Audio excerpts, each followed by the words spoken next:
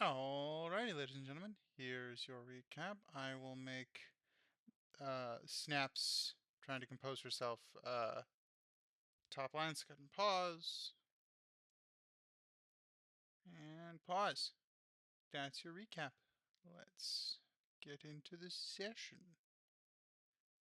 Assuming all of that recorded correctly. It did! Wonderful. Loki, get down. Is Get Loki off being a my pain? footstool. Oops, shit. Well, I'm recorded, That's so my toes. we are good to begin. We are on the internet. Hello, Internet. Hello, Internet. Hello, Internet. You've all had a chance to review the recap. Does anybody have anything they want to add or redact? Sarah's upstairs dealing with a child. I think she finished the recap. We'll know shortly. I wrote it, but that was a minute ago. I'm going to skim it again. Okay. Let's see, things that Aste should probably have pointed out to him.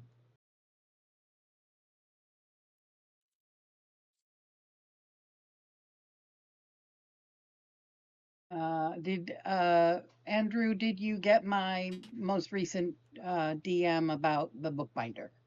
Mm-hmm. Okay. So do you want to insert that this morning at breakfast or last night when everybody else was making their requests of Footy, that you requested something from Footy or the bookbinder?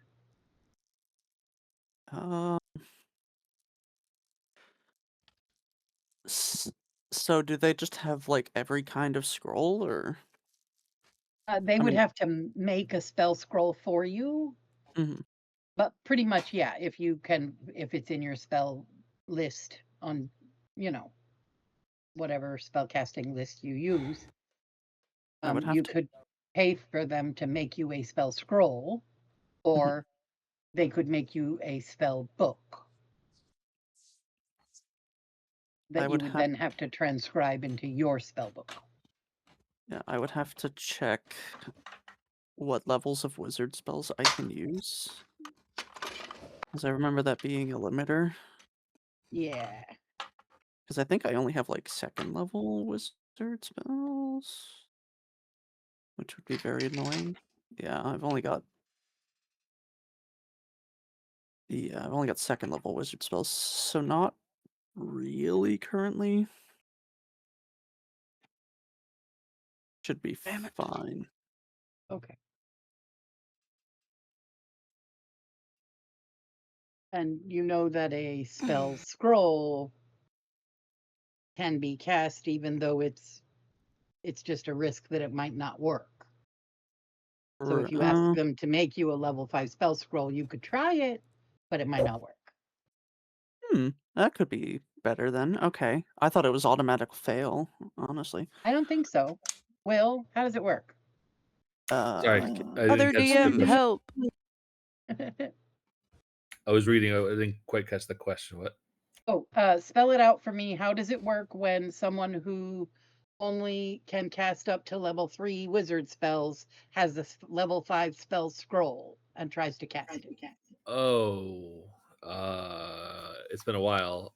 But I think basically there's a chance it will backfire. I don't know if it does damage to you, but there is a chance. It ends up being like a spell.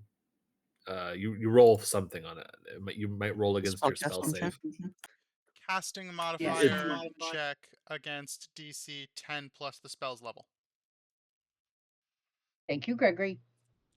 So you just have to roll and see if it works. And if it doesn't work, it doesn't work. If it catastrophically doesn't work, then something bad might happen. Okay.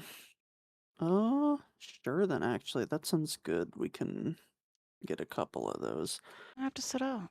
I have to think about the cost of these things. It was what again? Oh, speaking of the cost of these things, that price list that I sent you is what you would pay at a merchant, but you're at a library, so you would pay 50% of those gold pieces. Oh, okay. So half. Yeah. These are really good prices then. Yeah. Ooh, okay. Wowie zowie. Okay. Well, in that case, that changes everything. That changes a lot, actually. I wasn't prepared for that. I gotta If think you'd about. like, you can make decisions and choices about that throughout the evening today and just do what you need to do to make it happen. Yes. Um, and that way we don't all need to wait while you decide which ones you would have asked for, and we'll just Hmm. retroactively apply that you had asked for them as soon Yes. as we arrived and Janusi offered you the use of bookbinders. You would have Okay. gone straight to the bookbinder and made those requests before bed that night. Hmm. So Okay. this morning you would have been handed any spell scrolls, I'd say level 3 or 4 or less. And then Mhm. tonight before dinner, any other spell scrolls would be delivered. And if you requested an actual spell book from Mhm. which you would have to transcribe spells, Mhm. uh, that would be available tomorrow. Gotcha. Okay. Okay. So you can decide how that happened. Mhm. So, looking at the end of the recap, I see that Footy assured us that we would have more results and research information before dinner. Maev had requested more information about the Knights of Amethyst Order. Dusk and Snaps had asked about the Queen of Chaos, specifically known associates, including her mate, and any weaknesses. And then it looks like I didn't get any specific requests from Nebi or Aste. So Aste's working out what he would have requested from the bookbinders. What would Nebi have asked for research on, if anything? I don't think Nebi had any requests. She is probably floating on the, walk with those whose paths are braided with yours sort of thing. Okay. And is just happy to like bob along and, Following and instructions. possibly asking for a map so that she can kind of see where south of Yatar is and the mountains contours, that kind of thing. I think she's happy. Okay. I'm pretty sure somebody asked for a map, or Janusi gave you a map. Somebody gave you a map. Jean or somebody gave us a map. We had a map Yeah, before I we thought it was left. Artelis. Yeah. Artelis. It was Artelis. Did she give you this small map? Or She gave this us the big giant map. The giant map. Okay. So if Nebi asks for map, she'll get this version of the map that is much more zoomed in and has more details, easier to see. Where's Okay. Yartar? And Right up there. Yartar, yeah.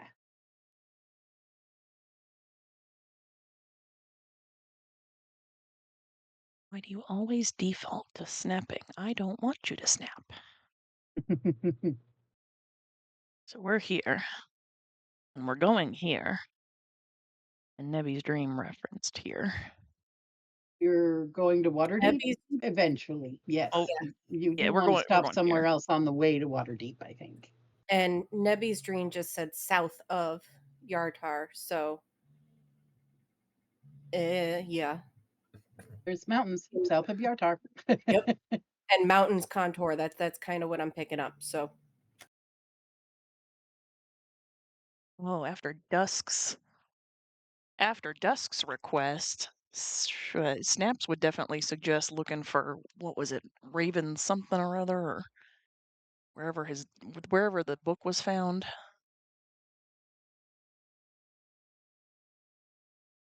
Gus, do you recall what city the book was found in? Hold please. I don't think it was mentioned. Either that or I just didn't put it in the thing. Yeah, I don't think it was mentioned, but it doesn't mean I didn't have it in my notes. So give me a second. To me.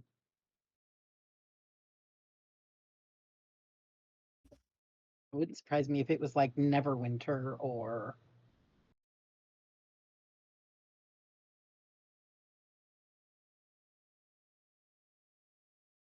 Map is so big, I didn't even realize we had our little tiny token down there at Candlekeep.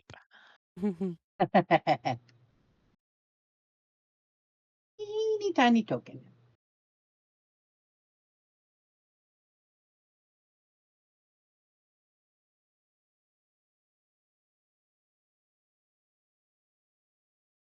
And somewhere along the line, y'all are going to want to go here. I missed it. You want? Oh, yeah, that all the way over there. That's right. We need things for Oh, Wrath yes. Sky. You know, this way, and this way, and this way, and then this way. We got a lot of places to be. Okie dokie.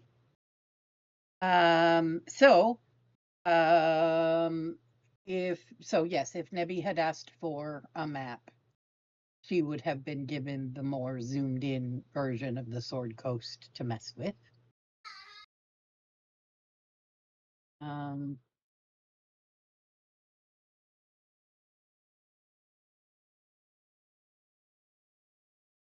Why do I have this here? I don't know. Well, you don't know what I'm looking at.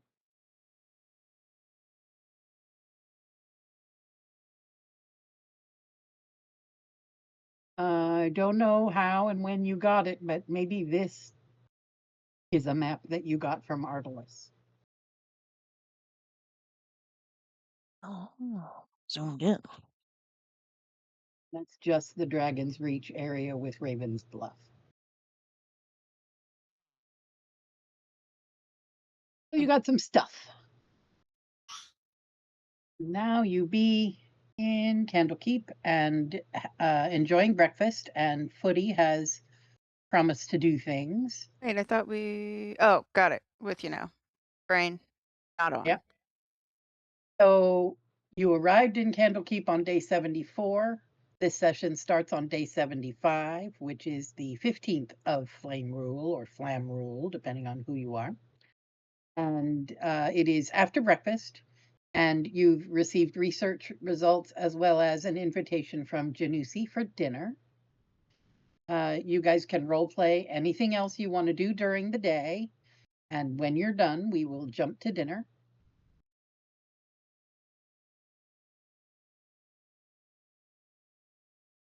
Footy needs to return. Oh, so before dinner, Footy will come back with the original copy of Dusk's father's journal.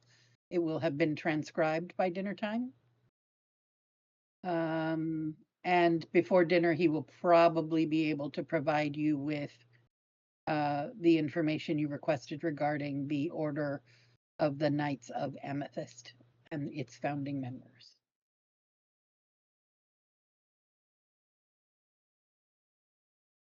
Everlund would be the first place where the chain of custody was noted for the journal. Noted. Everlund, near the Yes. High Forest. Oh, Forest of and the High Silverwood Forest. and Silvery Moon, which is incredibly close to where Maev is from, so that's interesting. Bring it to the list. Oh yeah. Maps is planning out the itinerary. Isn't Foggy from there? Yep. The High Forest somewhere. He's from the Far Forest, I want to say, which is like right next to the High Forest. Yeah, the little one next to it. That would Ah, explain got it. why, when Yeah, I said got a it little pin in twice my just map that now, says that. nobody responded. My mic was muted. Foggy is from the Far Forest, Got it. which is different from the Which High is Forest just, and the Flooded Forest. yeah, it's just north of the edge of this map that Correct. Nebby just got. That is correct. So, what do you want to do today, guys? I think Maya requested a map of. There it is. I think. Snaps would plan for a trip to the bathhouse at some point and also paying respects at the Temple of Ogma. Wherever Snaps goes, Foggy is like clinging like a lost puppy right now. So I sadly have to have two separate maps for Candlekeep. This one is for the big, the beyond the Emerald Door. Yeah. So from the Quarter Bear, you can see that which is not very well depicted on this image, but if you look here,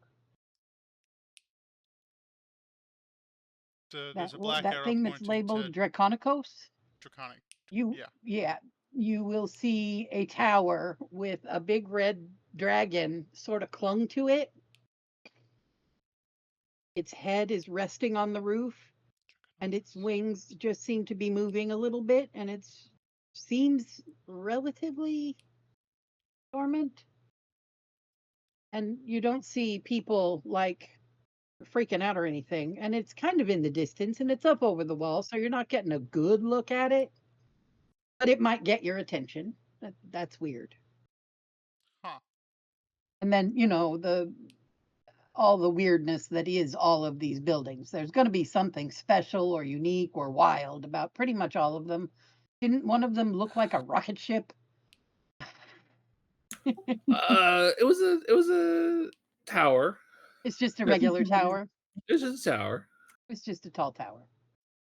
We called it this one on the map, but that seems to have a name. But it was in this vicinity, we'll say. Yeah, the name of the tower is called the Barn Door. So. Is it on here?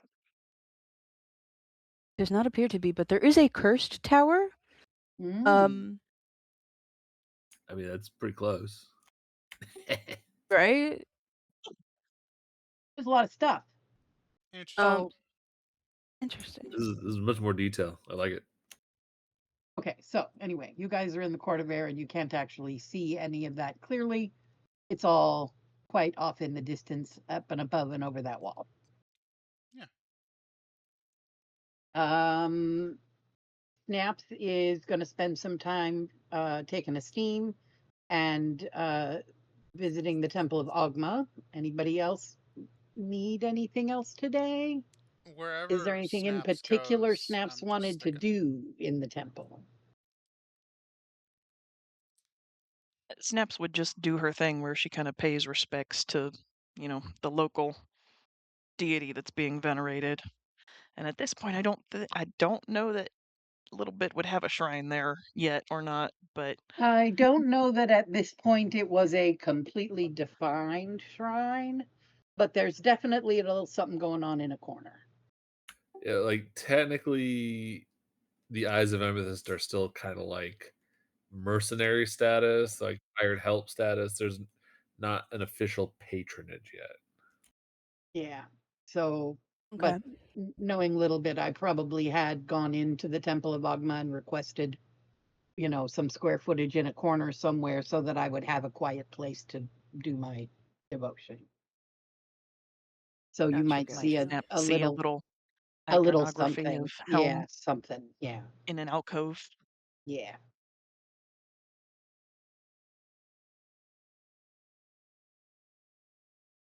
He'd probably offer a little incense, both to Ogma and then if there's a little something for Helm there as well. Just a little something. And then if nothing interesting happens, she'll go to the bathhouse with Foggy. Yeah, Dusk is going to be a little out of sorts. He's not going to know what to do with himself. He's probably going to spend a lot of time pacing around and being in his head, and probably not going to be much for words, at least volunteering any words. And yeah, he probably will definitely take the opportunity to go to the bath and steam house to try and find some relaxation. Good. I'm going to say that the bath/steam house is a very communal space. The Avowed seem to have a sense of modesty about them. So there's nobody, not everybody is traipsing around nude. Many people who are in the steam in the bathhouse are covered in some way, whether it be with a lightweight partial robe or just like a loincloth. But there does seem to be some level of modesty that occurs amongst these people that you may or may not be accustomed to. Definitely not accustomed to. The question is, does Maiev with her 8 intelligence pick up on that shit? Or does she do her usual thing and just strip naked and get in the bath?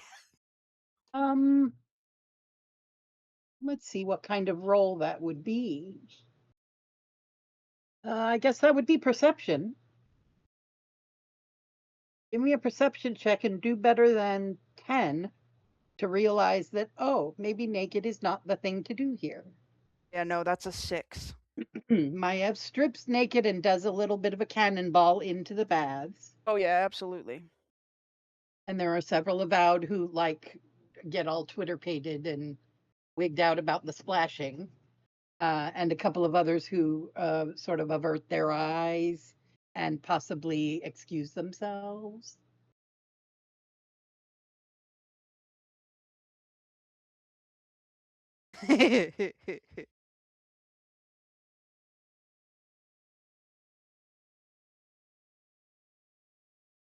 Oops.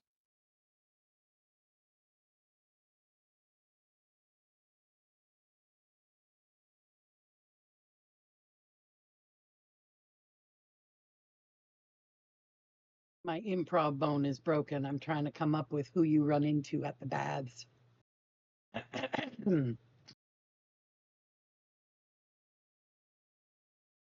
I don't know, but if they don't show up within 10 minutes of the cannonball, they're gonna miss Maiev because she's gonna suddenly remember, oh, dinner, should have fancy clothes.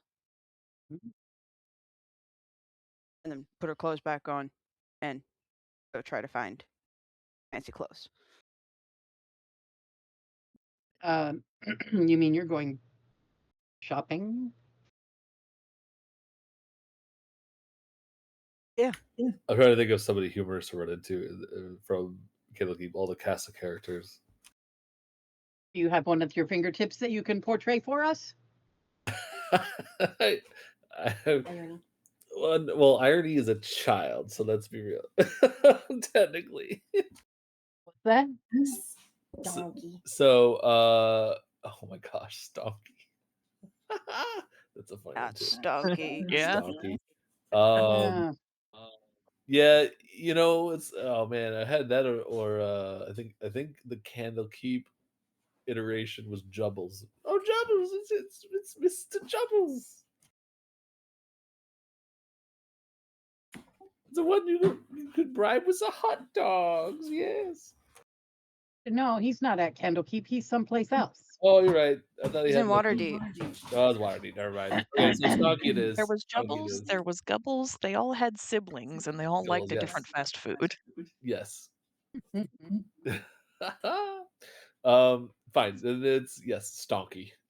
He is. You'd probably find Stonky like collecting towels and like mopping and sweeping up all of the excess water that has been pulled out of the bathhouse, and he's basically collecting the dirty laundry, so to speak, because he's kind of got like a custodial role at the moment.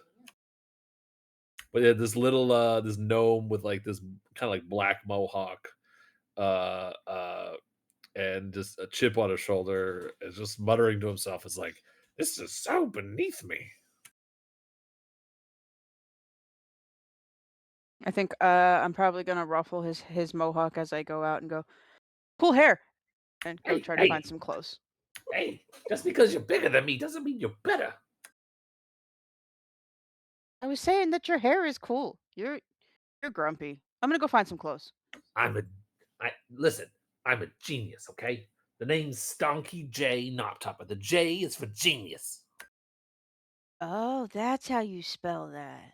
I'm gonna be running this place one day. Just you wait. Well, okay. I believe in you. You can do it. I'm sure. Your hair's really cool. You're gonna see him And kind of like, oh, you think I'm cool, do you? all I was saying was that your hair is cool. That's basically the same thing. Okay. Well, nice to meet you. Hey, if you need if you're Stonky. looking for any job, if you need work, just look me up. I could be of use to you if you want to make an extra coin here and there.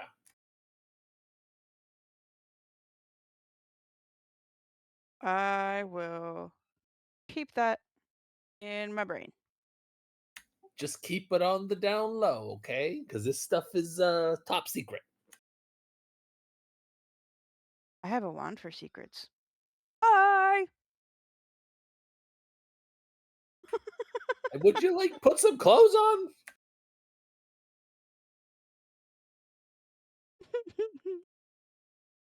Thought it was a fur bikini, but no. God.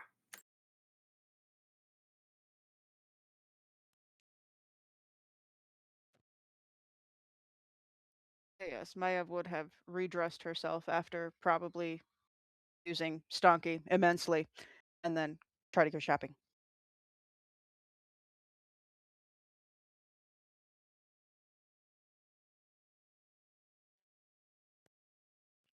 If the mama is talking, I cannot hear her.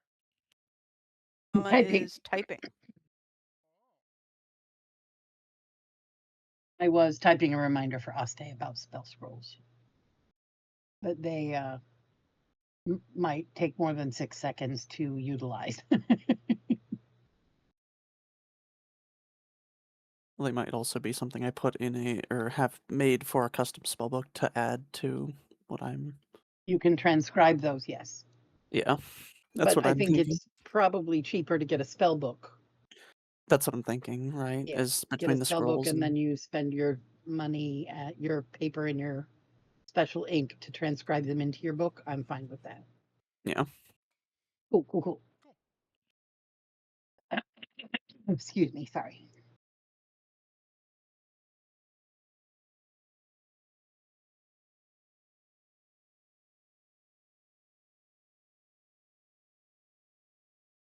So we had a stonky encounter in the bathhouse when I wasn't paying attention. I can't wait to hear that on the recording.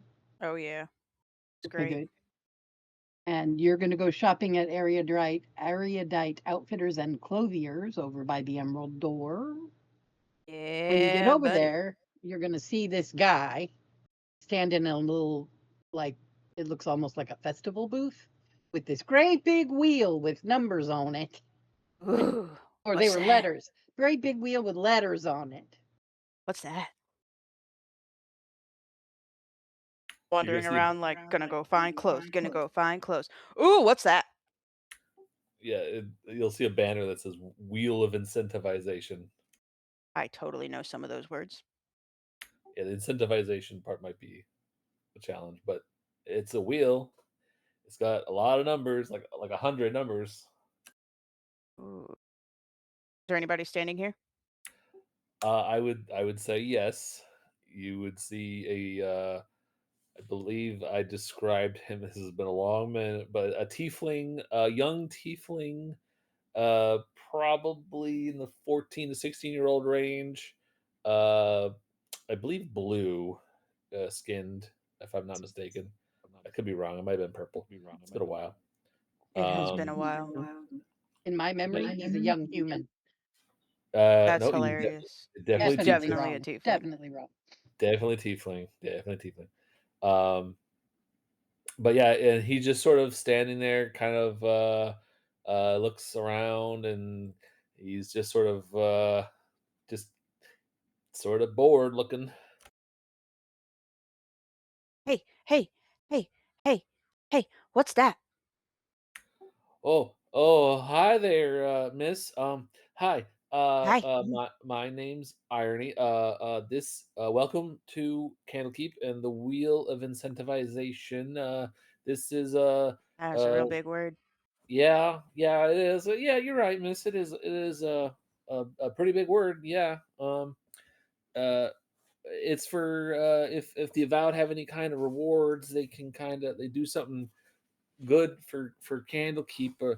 Somebody gives them a coin, and that coin can be used to exchange for a chance for something cool. But yeah, they gave this job to me because I think they know that I'm pretty important, and one day I'm going to be the next keeper of tomes, just like Mr. Janusi. Keeper of tomes Janusi. Juice. Oh, Juicy the Hypo Keeper. Got it. Yeah, he's Yeah, like you could do it. the boss, and one day I'm going to be the boss. Yeah, I'm only like 14 right now, but you know, uh, I'm sure I'll learn everything I need to learn, and this is a great place to start, I'm told, and I'll get to meet a lot of important people. And a lot of smart people, because there's a lot of books here, and if there's a whole bunch of books, there's got to be a whole bunch of smart people. Yeah, yeah, that's true. There's oh man, there's so many smart people here at Candlekeep. It's really incredible. Lots of people reading and getting knowledge and learning things about the world and the cosmos and other things. That's really cool.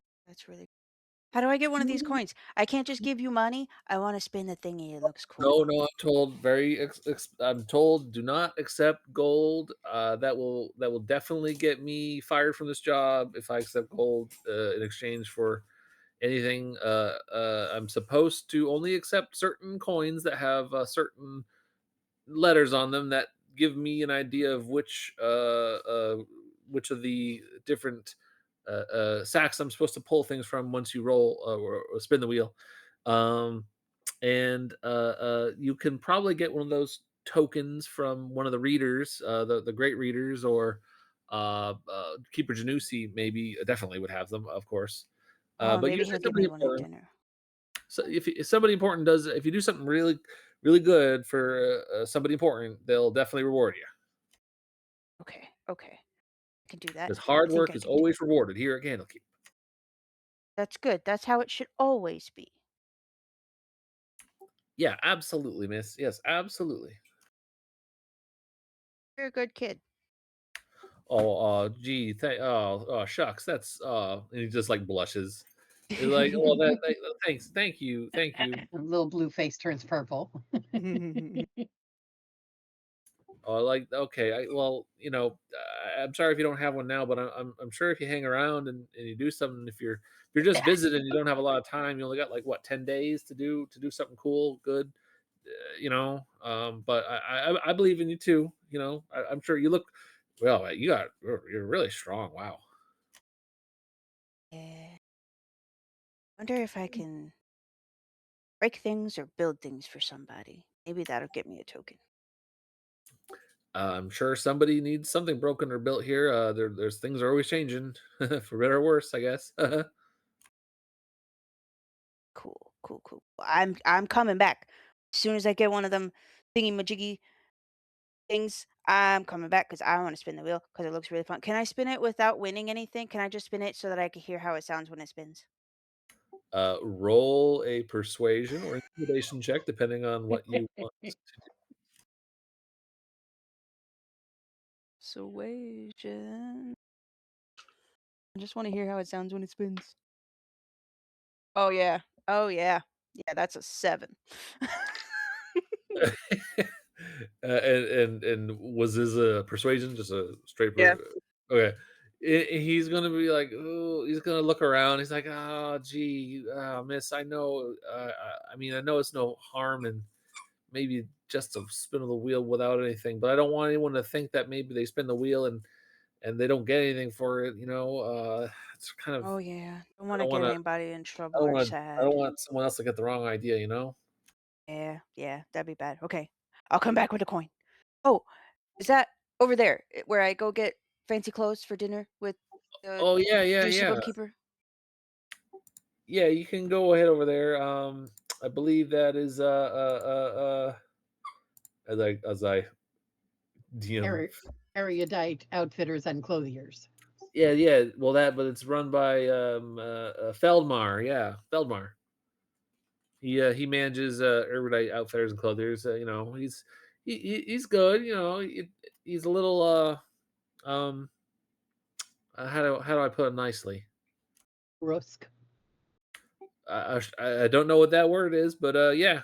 Wow, you're so smart. You know what the word brusque means? Wow, I don't. I didn't Oh say man. that. That Oh. was me. That Sorry. was a No, pigeon. He takes things seriously. Maybe is the best way. He takes his job very seriously. Okay, and his name is Feldmar. Feldman? Feldmar. Felmar. Okay, Yeah. okay, Felmar. And she's gonna start. I'll see you later, Irony. And she's gonna start walking away, All right, chanting bye. his name I so don't that think I she caught your doesn't name, mess but it up. bye, miss. Oh yeah, and she'll she's got like 5 steps away as she's chanting this guy's name, and she's like, "Oh yeah," and she spins back around and she comes back and she goes, "I'm Mayev, and I'm here with my friends, my found family, my extra family. I don't know, Fate's Wanderers. I'm sure you'll see us around." Oh wow. Another group, huh? Whoa, interesting. What do you Well, mean we'll see. another group? Oh, I heard something that some other people have been helping around Candle Keep. Maybe you're gonna be one too. Are they nice to you? I don't know if I've actually met him yet. But I'm sure I'll Okay. meet him soon. Okay. Well, if they're not nice to you, you tell me. Oh yeah, for sure. I'll definitely do that. Yeah, miss.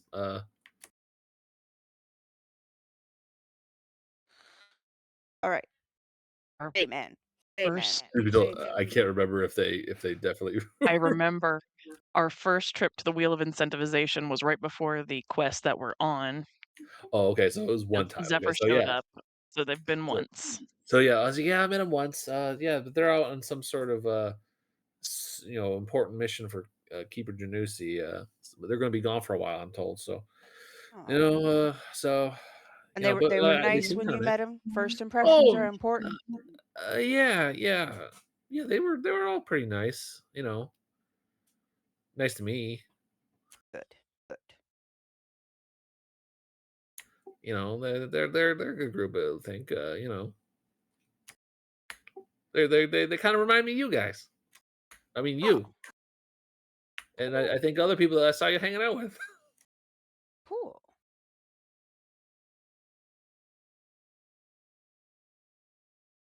Um. Okay. Cool. Cool. Sure, I'll come talk to you later. Okie dokie. I'll be here. All right. Hi, Irony. Fey man. Fey man. Bye. Hey man. She fucking up his name already.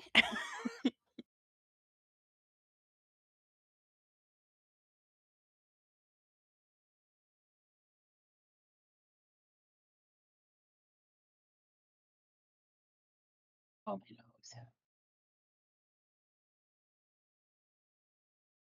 nose.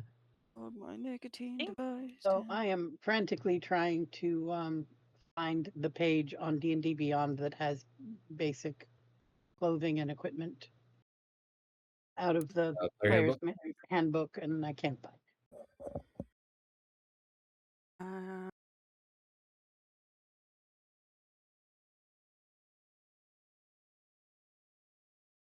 Oh my god, they changed so many They things on changed D&D everything. Beyond. Okay, clothes. Clothes of mending. The fuck? Okay. Rose of Mending? Legacy. Clothes of mending is a wondrous item. Elegant outfit of traveler's clothes magically mends itself to counteract daily wear and tear.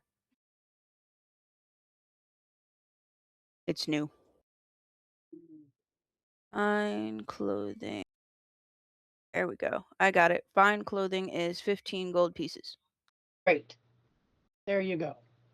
And there would not be a markup in Candlekeep. So whatever that is what it is. Cool. So she's just gonna wander up there and be like, "Hey, Mr. Fayman, I already said you have clothes. And we have dinner with the Juicy High Bookkeeper and Want to be good first impression. Oh, I gotta And then roleplay this shout guy it out too, huh? close. You do.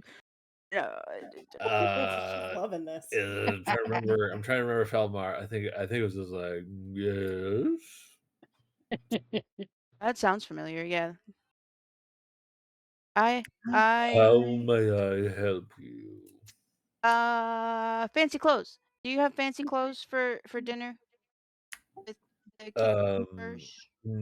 For dinner, for like a social engagement of nobility or high society, of course I have something for that occasion. Cool. And she's gonna start counting on her fingers. There's me and Dusky and Nebby and Foggy and Snaps and Professor and I think that's it. I mean, not to mention we have our own clothes. Don't we have like nice clothes from Salt Yes, End? we do. From We do. Sultan Landing, yeah. Just Fancy for pants. players, like, wait a second. Everybody has some fancy pants in particular. Sure. Except Nebby got a cloak instead of pants. So, Velmar's just going to look down his glasses at. Well, I guess kind of look. He's going to look down his glasses up at you somehow, and he's going to say, "And do these individuals have measurements that you can tell me or share with me?" She just holds her hands in the shape of an ass. Yep. It's about this big. That's how she measured us before. Snaps. Oh no, Snaps isn't shaped like that anymore. She's more like this now. Yep. And he's just going to be like, "Right. So, well, that's very well helpful, but do they have bodies that can be present for measurement?"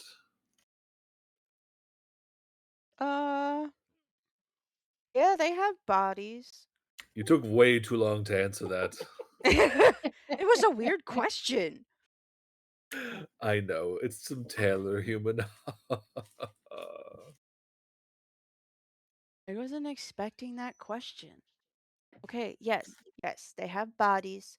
And I give you money and then send them to you. That is generally how it works. If you want to reserve my time, yes, some payment up front wouldn't be the worst thing in the world. Yes, indeed. Okay, cool. She's gonna start digging in her pockets for monies. This is I'll leave pricing up to the other DM because I don't know what it costs because it doesn't say. There What was are the- 6 of us, right? D&D Beyond says fine clothes is 15 gold. Yes, that's fine with me. Okay, excellent. Would you like the finest silks I have? I am a bit of a sericulture expert. Something you're an expert in? That sounds good. Okay, yes. Then silks it is. You will all have the finest silk dinner attire. And when do you need this by? Good night. He's just gonna like painfully wince, just like. Then you might want to get your friends tukuses in here, toot sweet, so I may measure them and have this ready. I will start the patterns height wise. How are they? Taller, shorter than you? How are they? Dusky is my size, and she'll just like hold her hand up. Like Dusk is this tall, Professor's this tall, Foggy's this tall, Snaps is this tall, and Nebby is this big. Oh boy. Okay. Well, good news is I can work with that, at least for starters. And if I make a mistake on the small one, at least there will be very few fabric needed. And so I suggest you go shoo, go get your friends, collect them here, to Sweet, and we will get the measurements ready while I get my assistants ready to do some rather rushed uh, tailoring, you might say. This might be Okie double the dokie. cost. You realize this, right? To be such a rush job. Okay, that's fine. And she gives him 100 gold up front, and then she says, "I'll go get everybody," and runs back to the bathhouse Oh, first. he's like, okay, all right, okay, everybody, go, let's go. Hot job, let's go. I have finally found somebody who will take our money. I'm gonna go run and send everybody off to that guy to get me. Get measured and outfitted. So, yeah, I think that everyone would throughout the day make their way over there and get measured and maybe pick some colors of silks and, Yeah. identify what they want. And you guys can decide if you argue with Maiev about the cost. We get no outfit? New outfit, new threads. New thread? Matching outfits? Oh my gosh. Yeah, We'll We What? did definitely have get to find a matching way to. outfits for the Yeah. Eyes of Amethyst. And then we've all got matching badges on, so we're a squad. We Oh, are yeah. in fact a You're all squad. wearing the Lyra thing. I think while Snaps is getting measured, she will ask either Feldmar or one of his assistants. So what's with the red dragon thing on that one tower? Oh, that? Oh, that's. I don't often ask questions about the strange comings and goings here. Candlekeep things are strange for a time, and then they're back to normal. And some things are always strange, no matter why. You just get used to it, and that's just part of the norm, part of the charm of Candlekeep, you might say. On this particular occasion, he would also mention the name that I gave you has it under control. Yes, the name that I have to go to this Rolodex. Yes, yes. Well, there is a visiting reader, will say, that, or a reader that has been recently established. Their name is Thava Norixius, who seems to be focused on this thing that you are describing. Yes.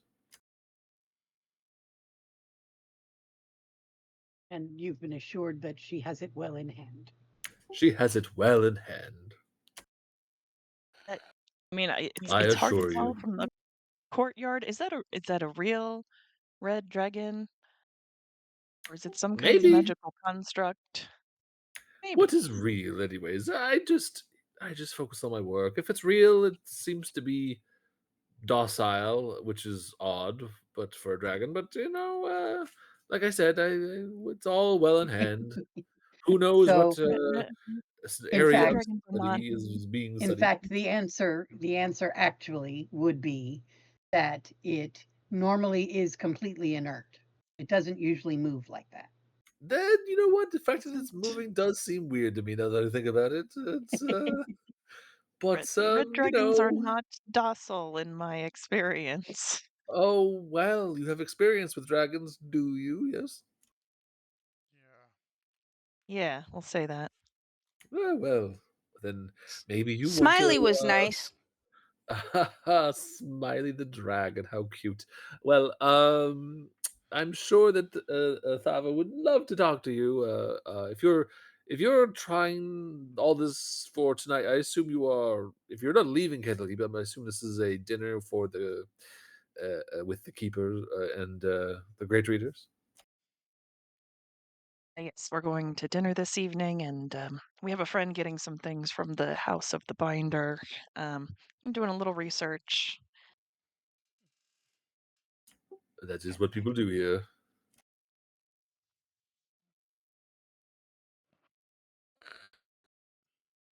I'm clearly uncomfortable with the red dragon thing. It's like, oh, just it's there. It doesn't hurt anybody. If it's moving, that means they're probably doing something fancy with it. Some magics are at play, and it's on that side of the Emerald Door. And honestly, anything that's on that side of the Emerald Door is, well, none of my business.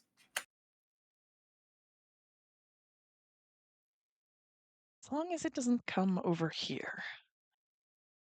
Oh, I'm sure we are And then quite Snaps safe here. remembers she's having dinner beyond the emerald door.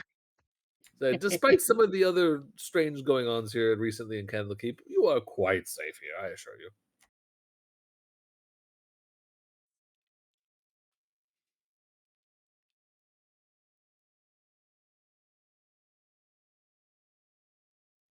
It's absolutely insane that you spelled that right, but simply missed a space. It's just phonetics. Mhm. Holy shit, yeah, what the hell? At some point during the day, Footy's going to track down Dusk, and report. I don't have. I have information you were looking for, Mr. Dusk. I don't have everything yet, but I thought I should get. They're working on your journal. But I wanted to give you what I get as I get it, since I just want to be helpful. And so, you asked about the Queen of Chaos, and I learned a thing that I think you will find very, very interesting and helpful. Oh, I like Gotta get back calibrate to my the right voice here. character voice. Hold on. Hold for calibration, Back to please. Dusk. I gotta wander down Irish, the hall Irish of my brain. accent, Irish. I'm Irish. Right, Okay, right, let's go. right. Yes, right. Right. Okay, Boy, okay, okay, right. So I got the small round fox from somewhere, the purple log, or something like that. okay. And yes, Footy, yes, thank you. Thank you so much for it. Thank you, yes. So what I learned is that the stuff you guys already knew, and that little pamphlet I gave you is pretty much all I could get in general. But one thing notable, because you asked for anything notable, somebody somewhere had a note written in a journal that said the Queen of Chaos seems to be, uh, maybe not a weakness to, but maybe, like, not a protection from kind of thing, like she's not resistant to Right. anything, any weapons that are lawful or order aligned. A weapon that's lawful or order aligned. Interesting. I So like if you have a weapon that is like blessed by a god who is on the lawful side of things, that weapon might be more effective than just a generic weapon. You know what I mean? Dusk is he probably doesn't have Lightbringer on him at the moment, depending on what he's doing. But if he does, he's going to look down at, or he's going to like heft Lightbringer, and just be like, "Yeah, I think we got some of that covered." Okay, good. I'm glad I could be helpful. I got to run though, because they're writing a very long list of information for your friend Maiev. There's a lot of names, and there's 3 different people trying to make sure they have it all spelled right, and one of the last names has everybody just a little bit confused. So I'm going to go see if I can help. All right. I'll get back to you. Yeah, no. Are you do what you got to do? My request was or simple by comparison. So whatever I'll my meet Ev you is here. cooking. See that big green door over there? I'll meet you at that big green door at 4:30. 4:30. All right. Right, Footy. Thank you. Okay. Thank you so much. And he runs off toward the bookbinder.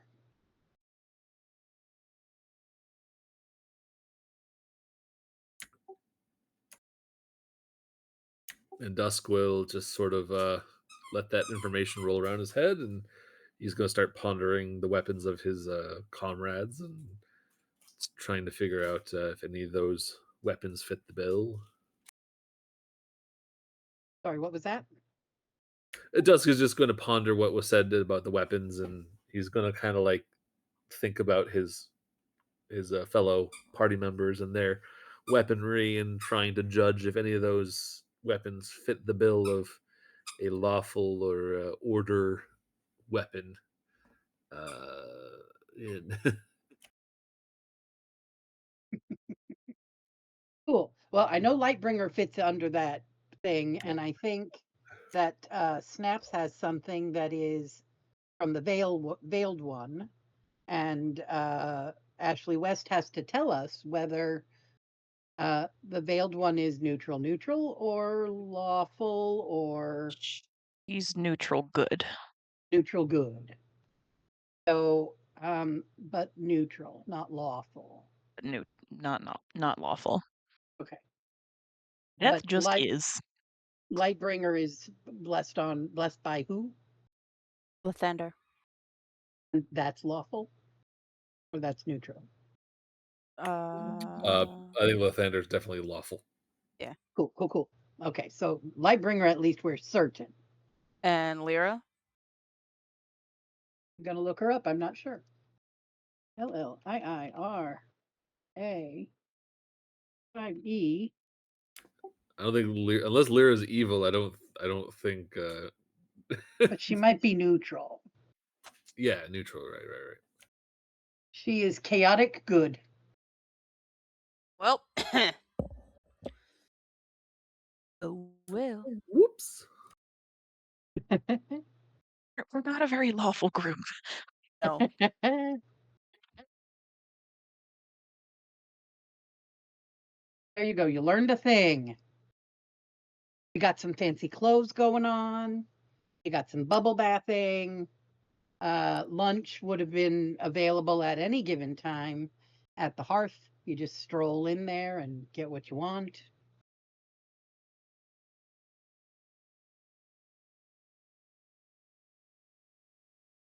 There is a smithy if anybody wants some mundane weaponry. I did look up Lathander's neutral good, technically. Okay.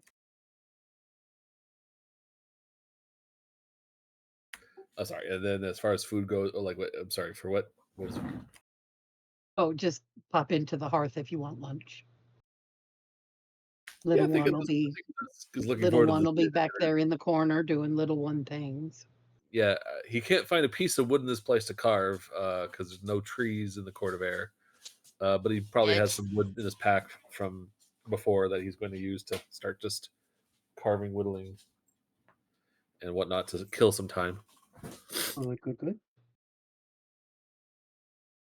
No trees in the Court of Air yet. Yet. Yeah.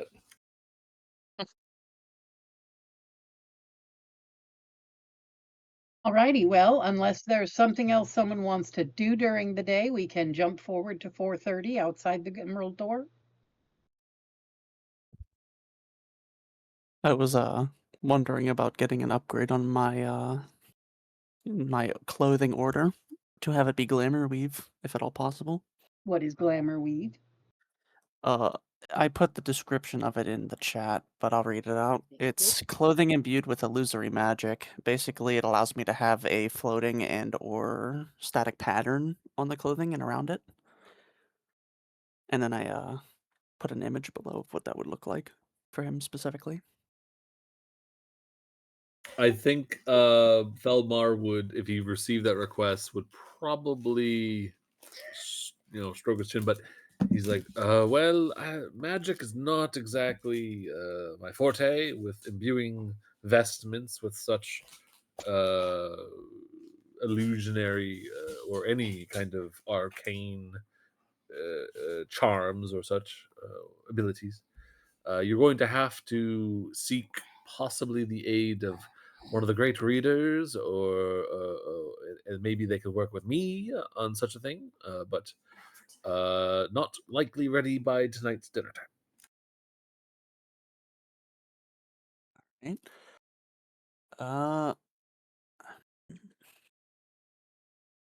Let's see what we can do to get that set up, if at all possible, then. The great readers are the people at I want to say the binder place?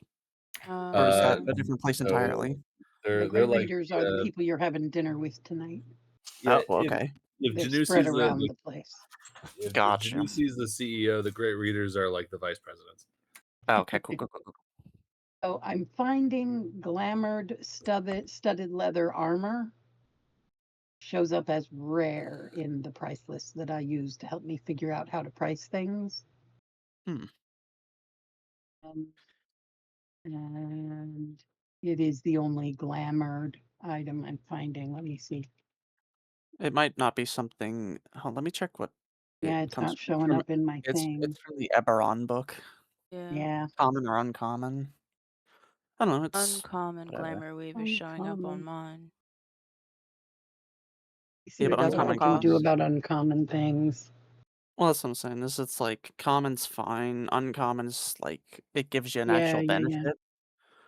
So yeah, uncommon. He's going to charge you 515 gold pieces. Okay, that's not so bad. Yeah. If Do he that. has that fabric, he would, or if you were able to find someone to help him make that happen, it would be 515 gold pieces. Got you. All right, I'll keep that in mind then.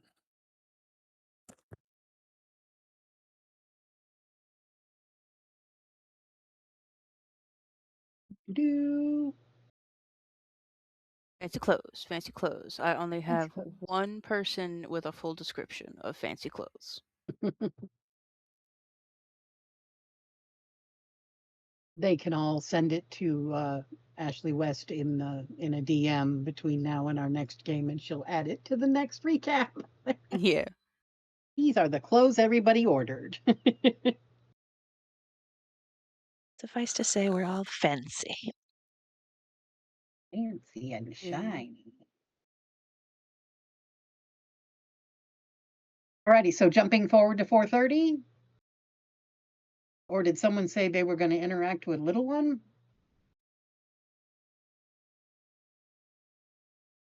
No, I didn't hear any about Nope. All right, just jumping forward to 4:30. So you find Footy standing somewhat anxiously right outside with the guards next to the emerald door, and he sees you approaching from across the court of air and starts waving awkwardly because Footy's a little awkward. And Hi, Footy. you see he's just palmed a cookie off on one of the guards that are here by the door, and he's waving and I have some more information. I have some stuff. This is your, and he's holding out a parcel wrapped in navy blue silk, and tied with a blue cord that is the size of your father's journal, and it's all neatly wrapped up and carefully protected, and he presents it to you in a very uh, almost reverent manner, like he dips his head and slumps his shoulders and lifts it up toward you. And Dusk is going to be like, "Oh, Footy, this isn't like some mysterious relic. I appreciate the respect, but please, it's Well, you did say your father had passed, right? I don't actually know. Oh, I see. Um, I must have misunderstood. I'm sorry. Well, here's your dad's book then. appreciate it.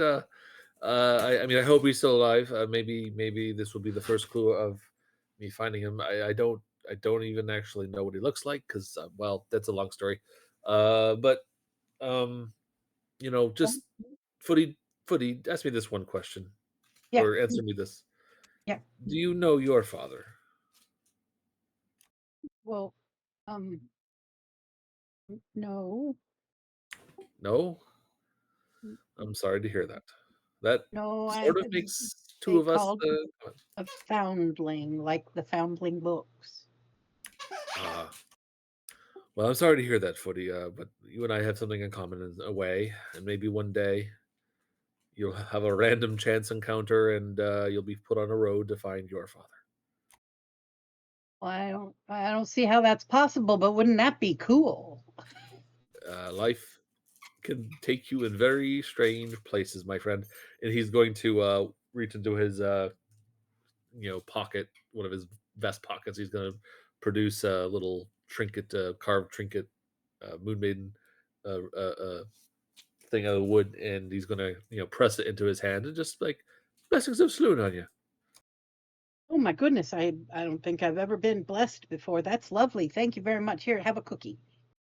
Ooh, yeah, but I Bless- spoiled dinner. Yeah, I'll keep it for later. He's gonna stuff it Oh, in his pocket. yeah, good. Yeah. Blessings of cookie on you. Things of cookie on you. And Ms. Boulder Sorrow, my Ms. Boulder Sorrow, I have Yeah. information for you. Oh, cool. Forgive me, there's a little scribbles on the page, and I'm real sorry about that, but we were kind of rushing because I really wanted to get it to you before you go to dinner. So the order of the Knights of Amethyst, there's quite a bit of information. Most of it's pretty old, but I have this here is a list of the founding members. There's an Aisling Vario, and that name Vario, didn't you ask me about a Vario recently? Yeah, Rasa. So That's probably her her her related, right? ancestor. Yeah. Yeah, and then there's a Thury Stormhammer Yeah, and that one's mine.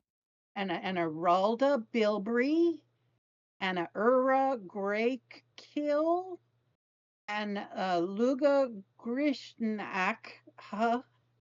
Sorry, I'm not real good with pronouncing some of these names, but then there's this one that in one place it is Adriel Featherfoot Cada or Cada Boulder Fist, but in another place it says Boulder Fist of Agalanalaθε. So I don't know if Agalanalaθε is a name or Yeah. like a place. Yeah, it's a name. That's Little Bit's tribe. You mean little one over in at the hearth? No, no, Little Bit, my friend who went to the tomb with me, and she's just gonna like touch her necklace, and we did some cool things together. So you knew two descendants of these fine ladies. Yeah, we met at the tomb. And you're a descendant of these ladies? Yeah, and she's gonna point at the whichever one it is that was her ancestor that my brain will not give me right now. Okay. Well, that's just amazing that you were all together like that. I mean, did you do your families like for generations and generations been close friends? No, it just kind of happened. That's pretty amazing. Oh, okay, wait, I got this other piece of paper. Hold on. And Oh. he ruffles and there's another piece of paper. Okay, so because the name Vario sounded so familiar, I wrote down what I could find on that one. And it says that Aisling once single-handedly fended off a goblin raiding party that had come across a group of children that were playing in the woods. Yeah. And so Aisling and her buddies showed up to take care of it, and they tracked them down and scattered them away from the group of children. Yeah. And let's see, the goblins regrouped. Something about reinforcements. And Aisling spent several hours with some special knife or sword that she had to kill a bunch of the goblins whenever they tried to get it, get one up on her. Yeah. And then pretty soon there was she was surrounded by a bunch of dead goblins, and she was able to defend the children until everybody else from the Amethyst Order showed up. Yeah. That's And pretty then cool. it's really cool, and that was what was left in the tomb, and that's the sword that Rasa has now. Hmm.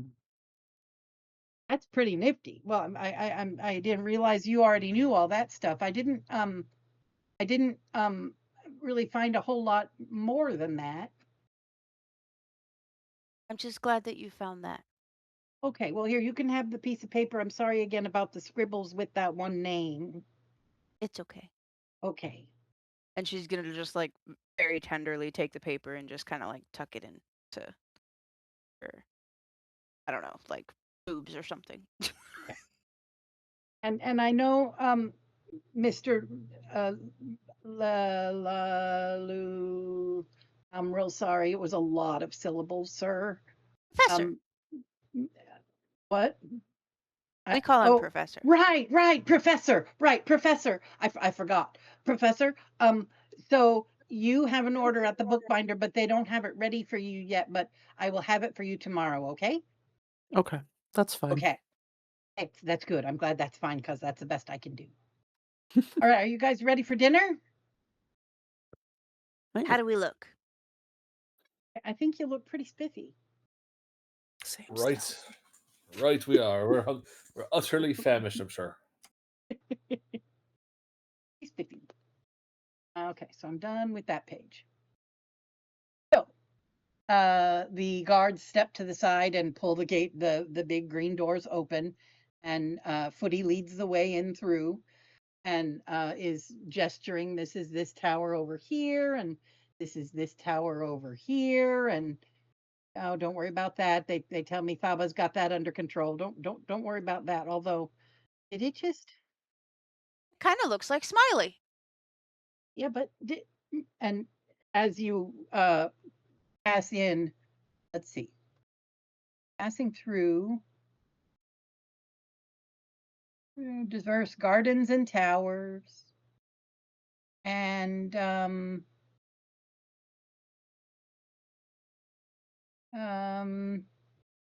thought I had something about wind. There's as you're walking in, there's like these gusts of wind coming at you periodically, and he kind of looks nervously. And this is the first time you're really going to get a pretty good look at that tower. Um, and it does kind of look like an actual ancient red dragon clinging to a tower. But now when you look at it, the head's kind of moving a little bit, and the wings are flapping good enough now that there's like gusts of wind coming off it and blowing your hair back as you come in through the emerald door. And then Foggy, just moments after passing through the door of the Emerald Gate, and while Footy's explaining that he doesn't know a whole lot about it, it's usually inert. It's usually just the the repurposed remains of that dragon, uh, old Fyren, old whatever his name is. That he's usually just magically in like a stasis or a don't rot because he died. But now it's so as that explanation is happening, your focus is pulled away from the conversation and the magnificence of the myriad of diverse gardens and towers, and your attention is pulled by the unexpected weight of Snap's entire arm in your hand. She has fallen beside you, but it doesn't appear that she has stumbled.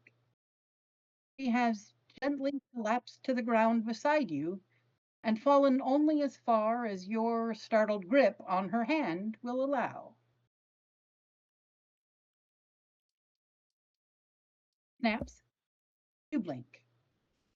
And you were listening to Footy explain that this weird tower is somehow not, it's supposed to be inert, and it's something about a dead dragon that's not rotting or something. And you blink and you don't hear him anymore, and you don't see him anymore. And there's no Foggy, there is mist. Nothing but a very familiar gray mist surrounds you in all directions. You feel a kind of comfort in this place. It feels like belonging.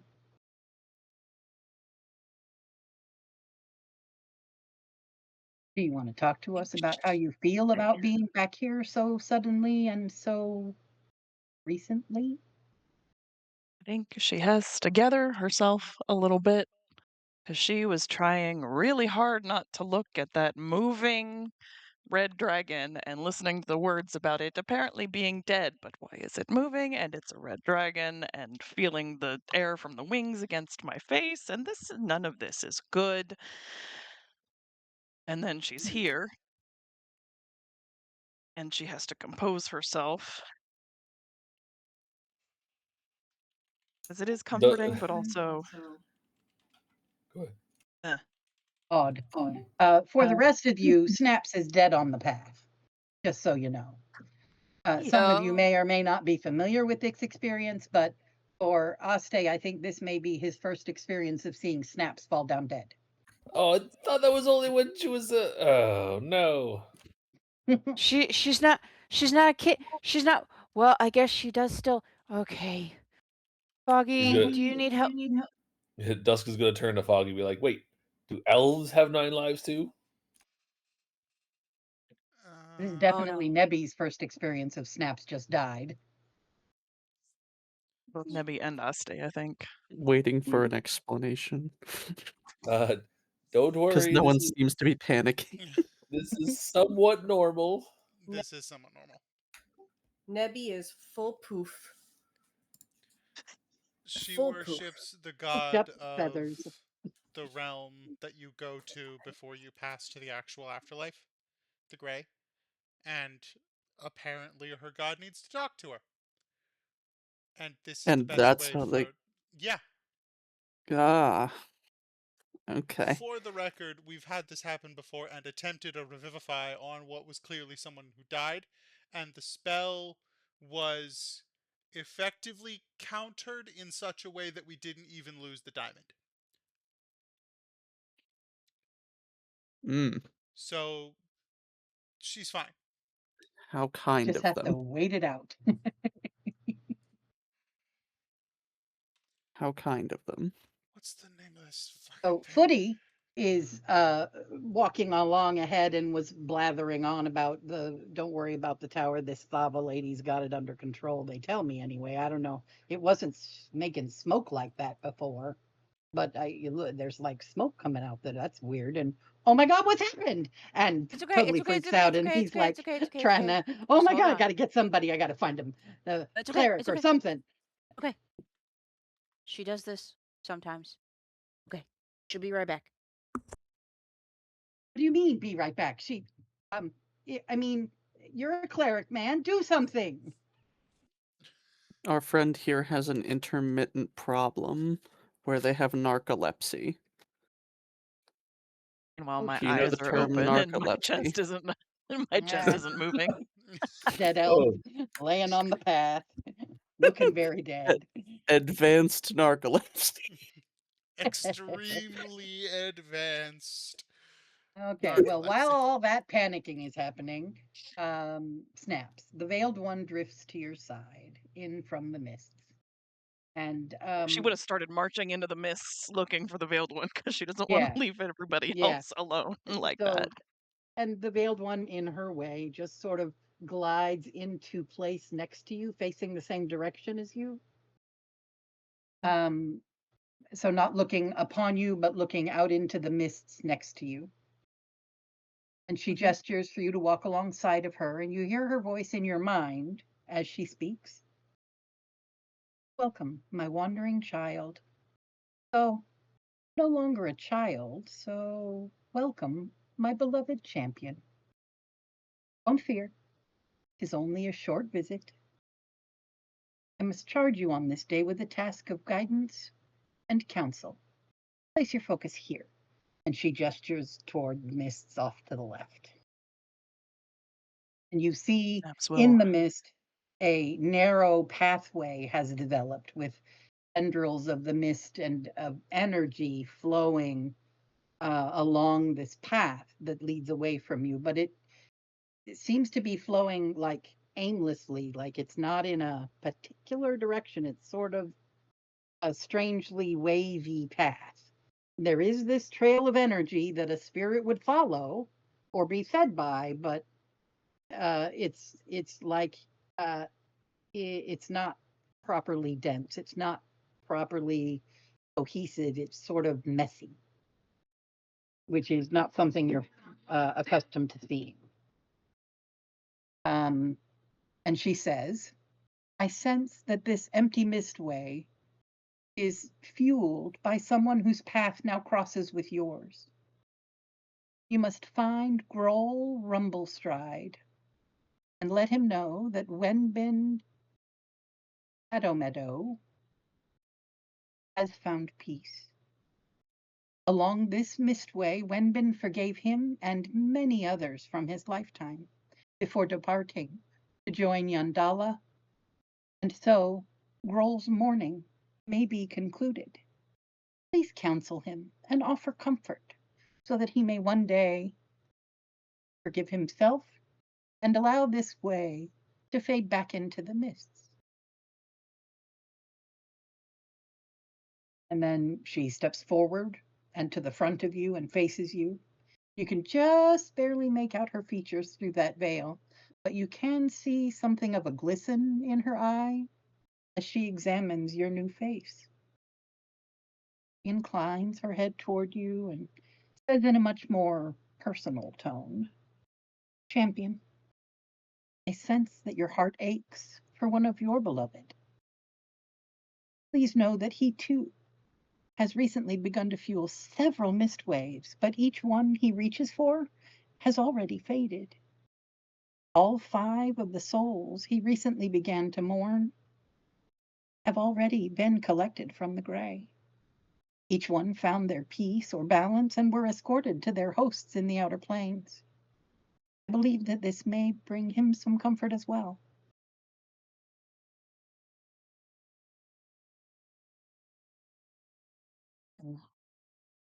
Snaps, who was very businesslike at first, and then the veiled one appeared, and she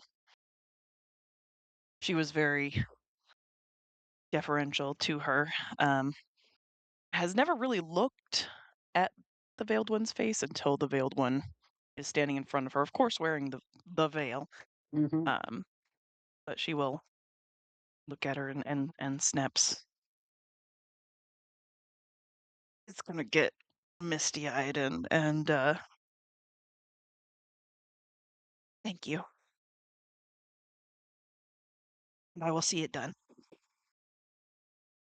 Yes, go now. Comfort those in need, those you meet and those you keep close in your heart. Be well and be brave. And then the mist very quickly but gently gets real thick and swallows up your vision. And you feel this horrible burning sensation in your lungs as you take your first deep, gasping breath as you are thrust back into your body. The party has had 3 minutes of Dead Elf, but for Snap, she's probably been in the gray, wandering and looking at this weird path and this uncoalesced,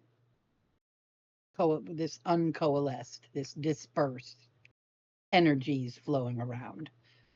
You've been in there probably 10 or 15 minutes from your point of view, but from outside, it was about 3 minutes of Dead Elf.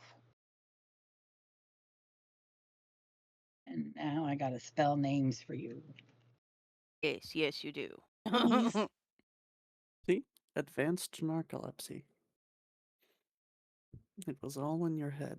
See, I told you she'd be right back.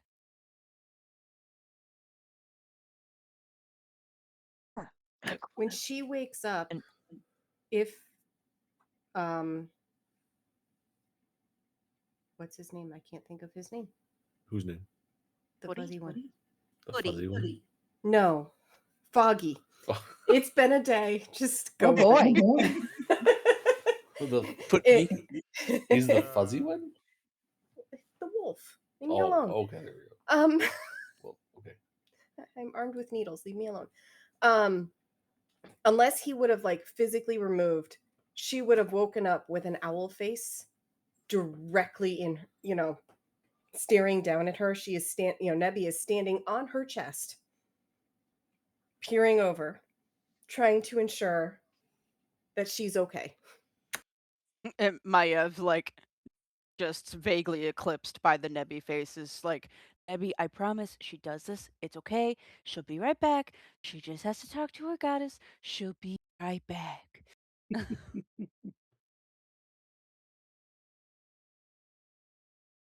And Snaps comes to wheezing and coughing. Yeah, Ah, ugh.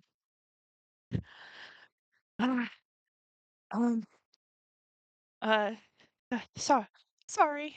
I'm okay. I'm okay. Does someone have something to write with? Footy's gonna I believe scramble pouch, paper, scraps. Here you go. You okay? I'm all right, thank you, Footy. And she's Here, gonna write down the names let's get that you she up off heard. the ground and dust you off your pretty new clothes. She shakes out the skirt. It's fine. It's fine. Footy, do you know a Grohl rumble stride? Oh, that sounds familiar. Hmm. I'm gonna roll a die and see if he remembers. He had no fucking Or a clue where he heard that name before, but he's heard it before. But I've heard it. that's Well, yeah. Oh, where have I heard that before? Oh, It's I'm okay, sure I've Footy. heard You're that freaking before. out. You saw her die, it's but she okay. didn't really die. It's okay. Yeah, right. I got You'll better. Okay, remember It's fine. eventually. okay. Yeah, it sounds real familiar though. I'm sorry, I can't help better. Let's get you to the tower. Come on. And the stupid dragon is completely forgotten, and he ushers you to the main entryway to the biggest high tower in the middle. And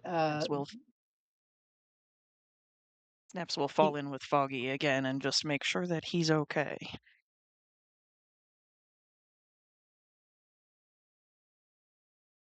Is his mic muted? Gregory. Sorry, my headset cable unplugged, and I had to fight with it to get it to go back in. I do need the last roughly minute. Well, shit. Yeah, well, Footy is Snaps leading woke up, everybody wrote inside. down Snaps woke up That I and caught. is like some names, checking in on Foggy. and Snaps would, on the rest of the way to the walk to where we're going to eat, Snaps would be at Foggy's side, and she'd take his hand, and she'd be making sure that he's okay after that. Oh, I'm fine. I'm elsewhere right now. I was waiting for something like that to happen again at some point soon anyway. It had been a while since her last check-in, so to speak. I'm fine. Still, I'm sorry for the It's okay. situation. And I've got something to tell you later. And Okay. she'll just give his hand a warm squeeze. I wanted to talk about something later as well anyway, so. Yeah. Onward to dinner. Okay, I'm just going to tell you that later is going to be several sessions from now, so you might want to make a note. I will. I have a note. Okay. I will DM. She wants to give him time to process if needed. Yes, of Yeah. course. And if you want Gregory to go back earlier in the afternoon to talk with Snaps about the thing you are holding, you can do that now. It doesn't have to happen right now. It Okay. can wait. Okie dokie. So Snaps picks herself off the ground. You got sight of the tower. Normally old Fyren, there it is. Old Fyren isn't moving. Her limbs and wings usually wrap around the central base with her head up there resting against the roof. But, it's kind of like she's climbing on the tower part. But she normally her head's not moving like that, and there's definitely not supposed to be smoke coming out her nose. But so okay, so let's get you inside. And he escorts you through a very elegant foyer filled with bookshelves and mementos of a life full and rich with academia. He gently but quickly ushers you into a breathtaking dining room where several people are milling about. Oh, yeah, there's a tower. Ooh. It's not quite that dramatic at this point, but imagine it inert without the fire breathing and the head is just resting on the roof. And the wings were just kind of flapping. And then by the time you got inside, the wings were really flapping and there was a little smoke coming out the nose. So you get ushered into a beautiful dining area where several people are taking their seats with Janusi seated at the head of the table. The assembled readers seem relaxed and jovial. They're conversing with each other casually, a bit like potluck at my house. Mhm. Just, talking to one another, getting themselves together and choosing seats.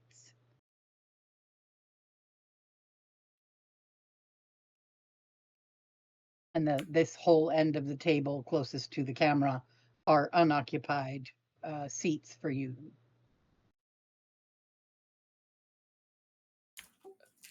I'll say that Janusi would probably come, have a seat, have a seat. Let's welcome our distinguished guests for tonight's dinner. I believe they call themselves Fate's Wanderers. Yes. I think so. Ah, yes. Well, while we're getting seated, let me just do some quick introductions before we all sit down and have a quick prayer before, of course, our dinner. But as you know me, I am Keeper of Tomes Janusi. I shall introduce you to the first reader, who is my right hand man, as it were. He's going to gesture to a green dragonborn to his right. Um, his name is Skoda Valanaster, but he prefers to go by Bookworm. He is in charge of expanding the collection in general of Candlekeep. He's heads all manner of expeditions to various corners of the world and ensures that there's a steady flow of things coming our way. Uh, Now we have the great readers, starting with Eli Avonmore, gesturing to a human uh, who is going to have like a very gilded robe with some signs of Ogma, god of knowledge, on it. Eli Avonmore's expertise is divinity. That is to say, all things that are gods and nature of the divine. Then we have Alchrist, gesturing to a bronze dragonborn, whose expertise is politics, military strategy, and if you want to know anything about the significant battles of Toril anywhere, Alchrist is your reader. We have Daral Yashenti, referring to a human in kind of almost like a bard-like getup. Primary expertise is music, poetry, and literature. Extremely important subjects throughout the lands. Then we have Feminor Scrivenbark, referring to a Lightfoot halfling. Expertise is in history, folklore, and the cultures of Toril, past and present. We have Kazrin Nyantani, referring to a human, whose expertise is in the natural world and celestial navigation. And he might like kind of sly look at Aste, Dusk, and Nebi. And then we have Silvira Savicus, referring to the only tiefling at the table. Silvira is all about the Great Wheel of the Plane. So if you want to know anything about the various places in the cosmos, Silvira can help you there. We have Tellus Avast, human, referring to a human. All Tellus's expertise is in all things magical items, curses, and just the weave in general. If you'd want to know anything about what makes the weave tick, as it were, if it were a clock. Then we have, of course, someone from afar. We have referring to someone, a type of people that you maybe none of you except Aste would be familiar with. Is a Gith Zerai, and this year Vizier Ag, who knows all things unnatural, aberrations, undead, and fall realm business, of course. Things certainly not of this world. And then gesturing to, and I actually don't know the description of this individual. Fava Norixius. She is the single most accomplished scholar on dragons and dragon lore in the realm. Yes, so Tavas And is it's an aged gold dragonborn. perfect. So yes, Thavas is recently joined us, and his current topic of study is the rather jarring visage of the dragon that you might have caught outside. But we can talk about that later, of course. We're just doing introductions at the moment, and I would invite our guests to introduce yourselves to the great readers as well.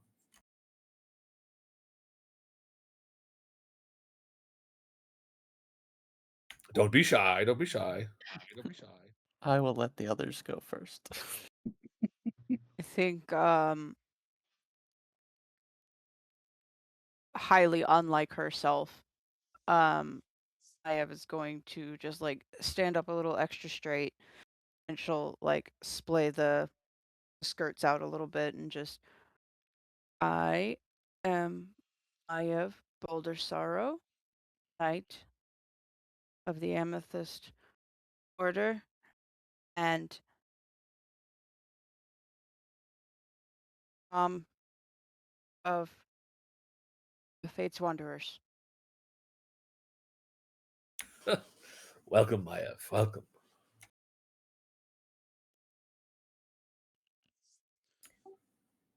I am Nebulous Skywinder. The stars have led me to this group, and my path is now twined with theirs. We're happy to have you, Nebulous. Uh, who's next? Naps would light her halo up.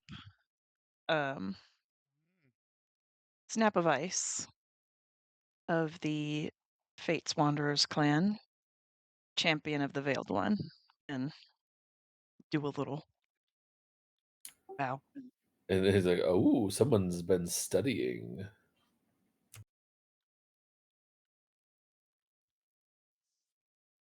And just Any of these readers are focused on religion and divinity. pantheons? One of the Eli Ivan Moore is of all things divinity. Yeah, so that one would give you an eyeball like, that sounds so familiar. Didn't we just look that up the other day, yesterday? So you'd get a little recognition from that person. I've got a Dusk bone to would pick with him. Gotta set him right. Dusk would clear his throat and stand up and just like, uh, the name's Dusk Hearthfire. Blessings of Saluna on you. I am a cleric of Saluna, not like formally trained or anything. More of a hobo cleric. Doesn't mean I know a thing or two, but yes. Pleasure to meet all of your acquaintance in this very grand hall. Uh, Far cry from Dybrook. And he just chuckles and sits down.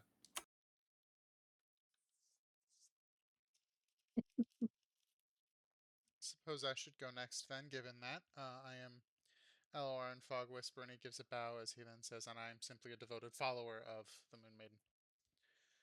And I am also of Fate's Wanderers. And he gives a second bow because he's awkward, and then gestures outwardly. Who hasn't gone yet? Is it just me at this point? I think it's just you now. Oh boy. See if I even remember all this. Let's see it.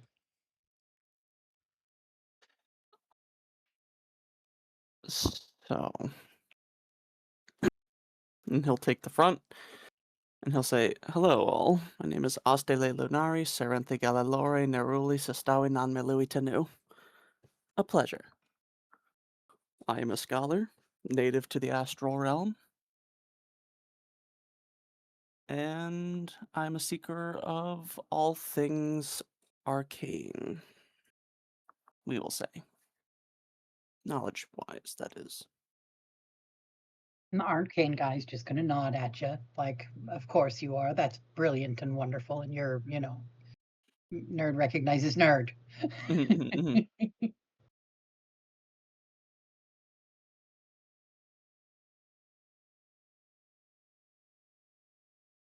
So introductions are concluded. Maybe it's time for this blessing before we sit down to eat.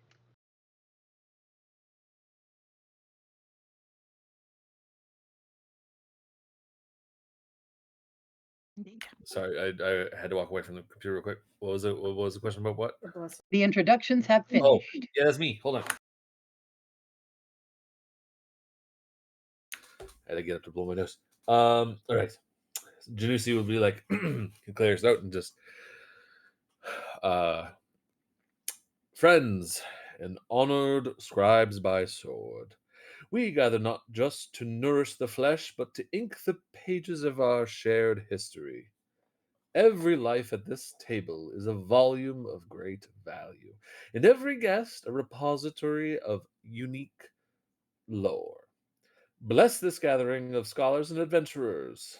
May our hunger for truth always exceed our hunger for bread, and may the record of this night be preserved in our hearts and used for the betterment of all Faerun. As we sustain our bodies, we commit ourselves once more to the protection of the written word and the pursuit of the infinite truth. In Denir's name, we begin this chapter. And all the gathered readers respond to him as it is written. All at once. They just sort of chime in like, amening. And Dusk will be like, as is written. Yep, I remember.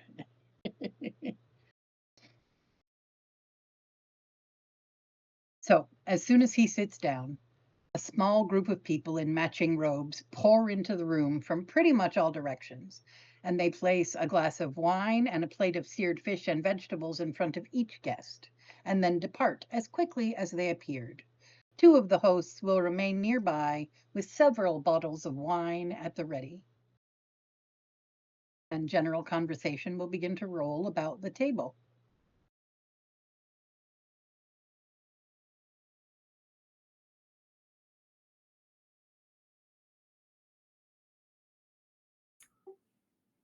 That's your cue. General conversation. Snaps is gonna zone in, or yeah, we got introduction. She's gonna zone in on the divinity guy, Eli Ivanmore. Nicely, but she's got a bone to pick with him about the information they have on the Veiled One. She's got to set things straight, so she's gonna look to be having a conversation with him. I think in this dinner type setting, you sort of have to talk across the table. Yeah. There's sort of like debates that I would imagine there's debates and jibes and elbowing, ribbing and sort of very scholarly highbrow, sort of jousting going on.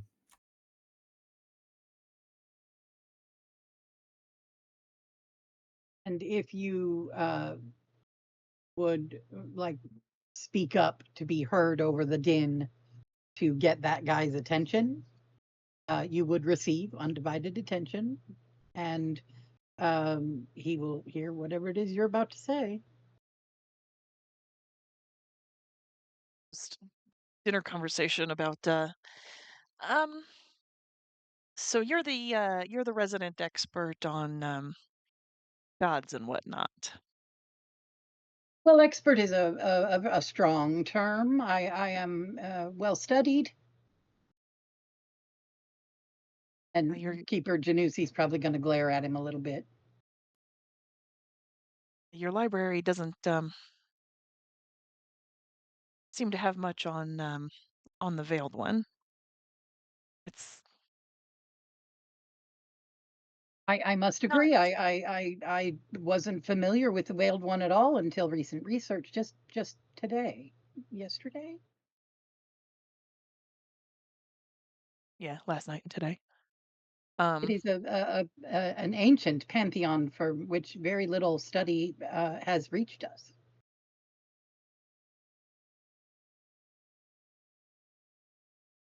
So some of the things that you've got on file are not quite right. I'd be happy to set the record straight on a few things. And immediately he's sitting up much straighter and sort of swiveled in his seat and groping in a pocket for a paper and like ready to learn new things. Like, oh my gosh, a source of information to improve my records. I am up for that. But also in the same moment realizes this is a dinner party. This would be inappropriate right now. But then he's going to notice that Snaps has also taken out some paper because she had put together some notes today. And it's a nerd table. I'm sure other people have, nerdy things that they're talking about and doing. Oh, this So is very exciting indeed. Can I will, may I please see what you have there?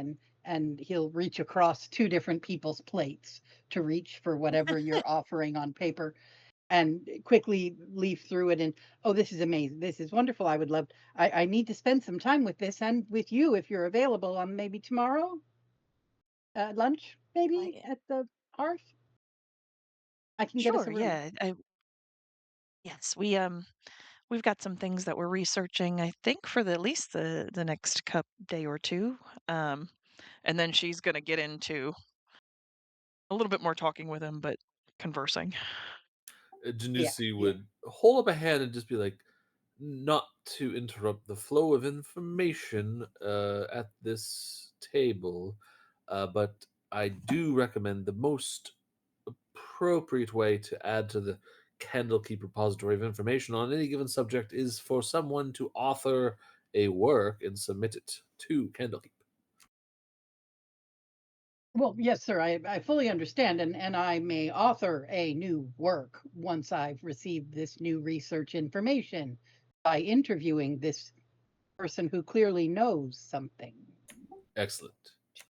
Snaps I- is giving the juicy bookkeeper some side eye that might be reminiscent of the way that Ayla looks at it.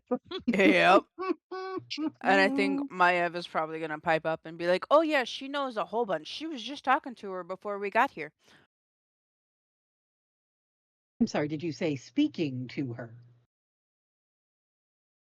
Speaking to a goddess Yes, directly? I am her champion. Yes, champion, speaking just moments ago? Yes, definitely. Lunch tomorrow. We must have lunch tomorrow. Please. Yeah, yeah, yeah. We have little chats. It's fine. Right, little chats. Oh, I'm so excited. I can't wait to hear how this deity interacts with her champion. This is just amazing. I'm sorry. I'm sorry, Keeper Janussi. I'm sorry. I'm sorry. I'm sorry. Okay, okay. Tomorrow lunch. Tomorrow lunch.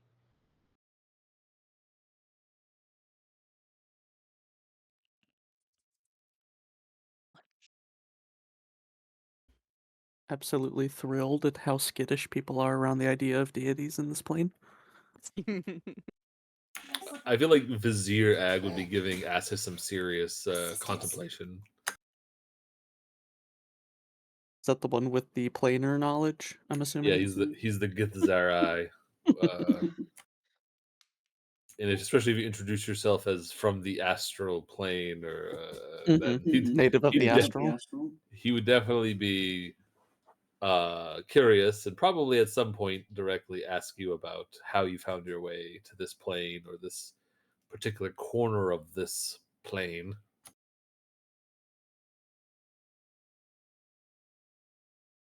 Well,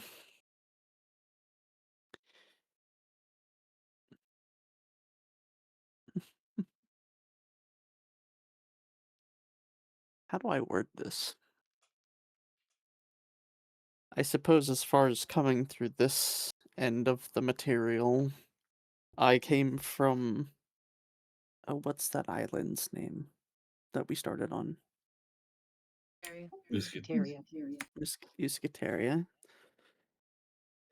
Where I was essentially presented on arrival with this group, and I have to say I was all but instantly charmed at how abnormal the people of this plane are. Most of all, and yet to be conquered by that curiosity, are these all. I have not found a more entertaining group as of yet.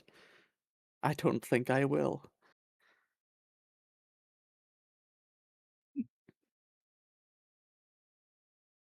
Y'all have just been described as an entertaining group. and and I think Vizirag would actually kind of nod knowingly at like just at what you're saying, and just continue eating, but sort of a knowing smile when you say like this, the people of this place are very odd. And if I remember correctly, it was just some sort of portal opened up, and you were just curious and fell through it. Something along the lines of that. It's been so long at this point, to be honest with Yeah.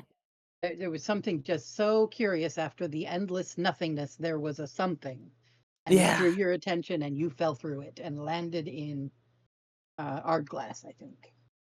Got you. That makes sense. So. That sounds That about sounds right. about right, yeah.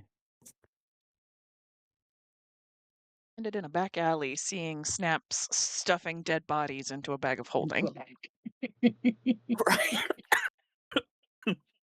My water, you monster. Mhm. think at some point over the din, Mayova's gonna slip into Infernal just to see something, and toss some sort of mundane, "Are they being nice to you?" type of commentary in Silvira's direction. I would say that Silvira and the person on either side of Silvira all respond, yes, they're all very nice here. Oh, yeah, well, yeah, yes, me, you, no, who were you speaking to? All in Infernal, talking over each other, trying to figure out which of the three of them you were talking to. Wonderful, wonderful. I was talking to Silvira, but yes, wonderful. Good. Glad. Great.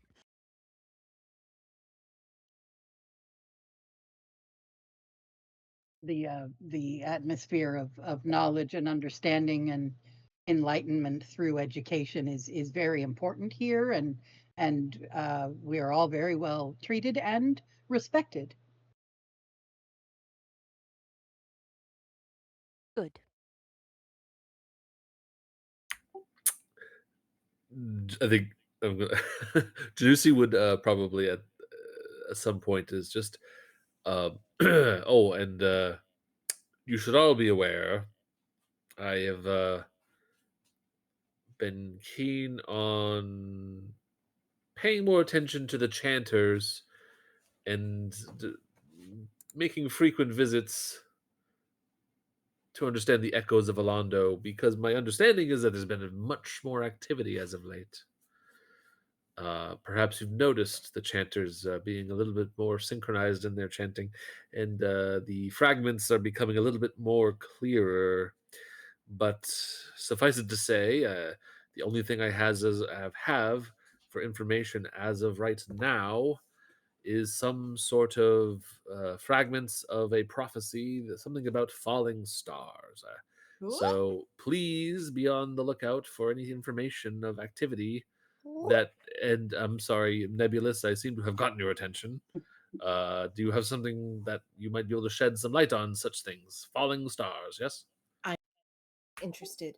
I'm always interested in the stars that fall. So you haven't seen any falling stars, yes? Well, sort of. It was a comment. Metaphorically, I'm right here. Jeez. So you have a celestial observation to share? It is what helped bring us together. I see. And was this a falling star or some other Your signal? headphones are fine.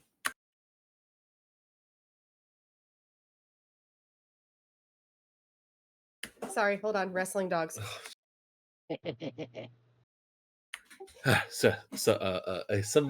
What other celestial signal has thrust you upon this path?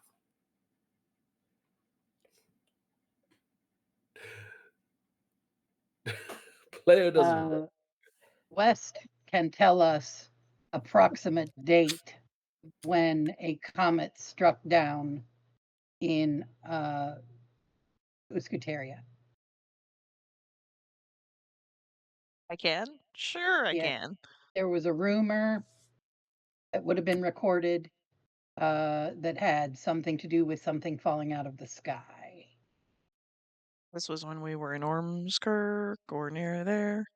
Yeah, or the first time you were in Okarthel is probably when you heard the rumor. Yeah. So if you just give us the date Yeah. that you first arrived in Okarthel and how many 10 days ago that is. Well, what day are we on now? We are on day Have that. 75. Yep. We were just opening the book up here. We were in Ormskirk on day 23. And it would have been at least 10 days prior to that. So on day 3, which would be Right about the time 72 we all days came ago. together. Yeah. About 72 days ago. So whatever the date is, 72 days ago. If somebody wants to do that math, that's great. But Nebby will pipe up with that date that there was a comet in the sky on that date. Player appreciates that. A single comment. Okay. A comment. Well, that is helpful information. We'll note that perhaps. I think we have a record of that event, perhaps, but given this is a developing prophecy, the details are sparse, but there are some things that are becoming clear. There are several of these falling stars, and well, their color seems to be significant as well, but that is remaining to be seen. But we are storing these fragments in the Echoes of Alando beneath Candlekeep until we can piece them together like a puzzle.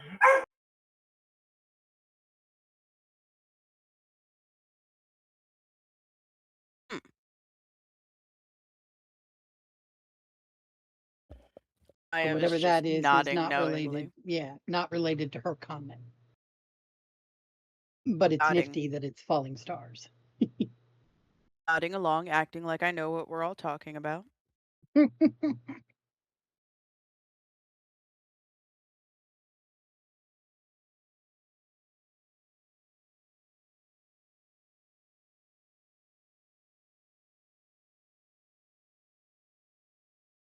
So, Snaps is looking around a little bit as the conversations are ebbing and flowing. Um, what's the deal with the dragon on the roof? Ah, yes. I suppose that brings us to a important topic for the night. And he turns to Thavas and just says, I suppose now, Thavas, it would be a good time for an update on that old Firen situation. Baba sits up a little straighter and leans forward on her forearms again on either side of her plate and sort of cranes her neck so that she can sort of eyeball the adventurers at the end of the table. And speaks to Janusi while her eyes are not pointed at Janusi. Things are going poorly, I'm afraid. I've recruited 2 parties to venture within, and they've never returned. We need more than just blades and spells, and she turns back toward Janusi.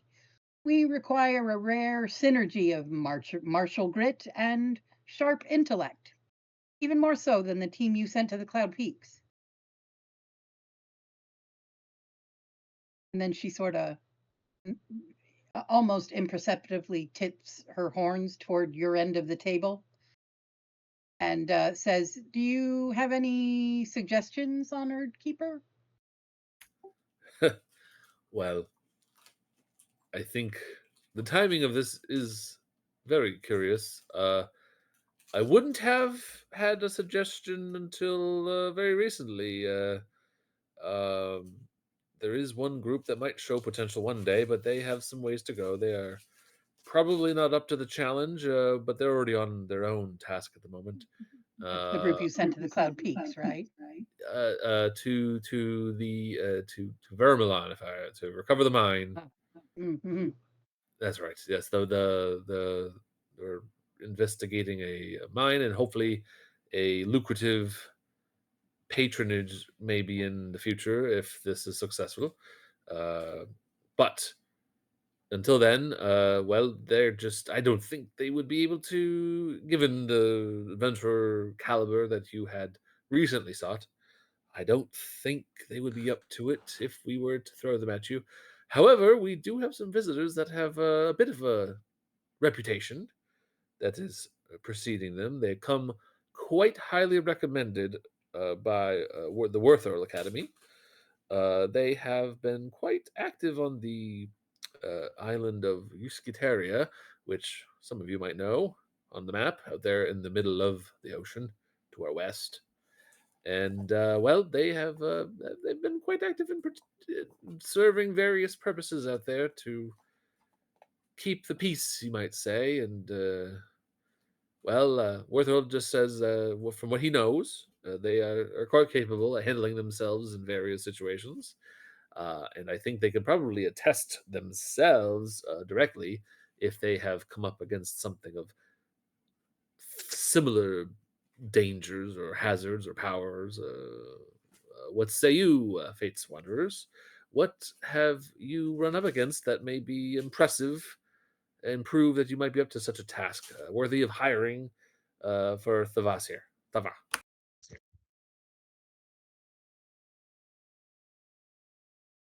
We've done lots of stuff. What's the problem with what are we going to be going against? But going against this is a a term I am not comfortable with. There will be no harm. Oh. To Firen Tenamar. None. Who? Firen Tenamar, the dragon of Draconicos Tower. Oh, the dragon on the roof. It looks like Smiley. Kinda, but not really. Don't recall the visage smiling at any point. Sorry. No, Ross's goddess, it's Asterinian. We call her Smiley. Asterinian. Asterinian. Yes, you've got you've worship or have a friend who studies or worships Asterinian then. She's her champion. Champion, you say? Hand over mouth, You've met her a few chuckling in the times. corner. champion of Aesterinian here. Oh no, Here where? I she's must not meet her. she's not here right now. But if she comes back soon, I think she would absolutely like to meet you. But she's off doing champion things for Smiley at Aesterinian right now. And the Dragonborn's mouth is hanging open. She's blinking and trying real hard to absorb what you just said, because that's a lot. And she needs to meet that person. That would be a person she would love to engage with.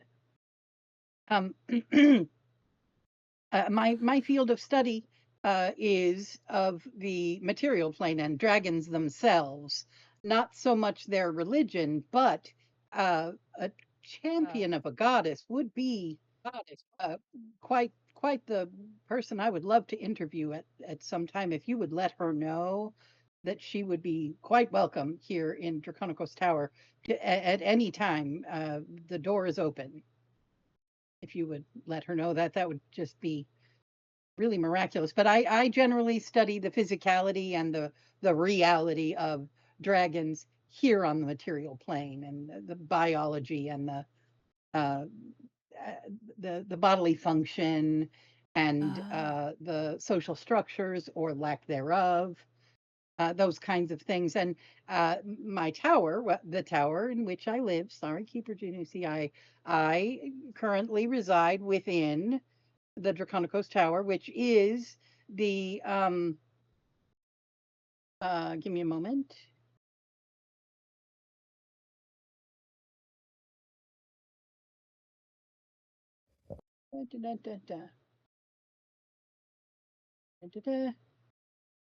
I'm having a little trouble finding my words.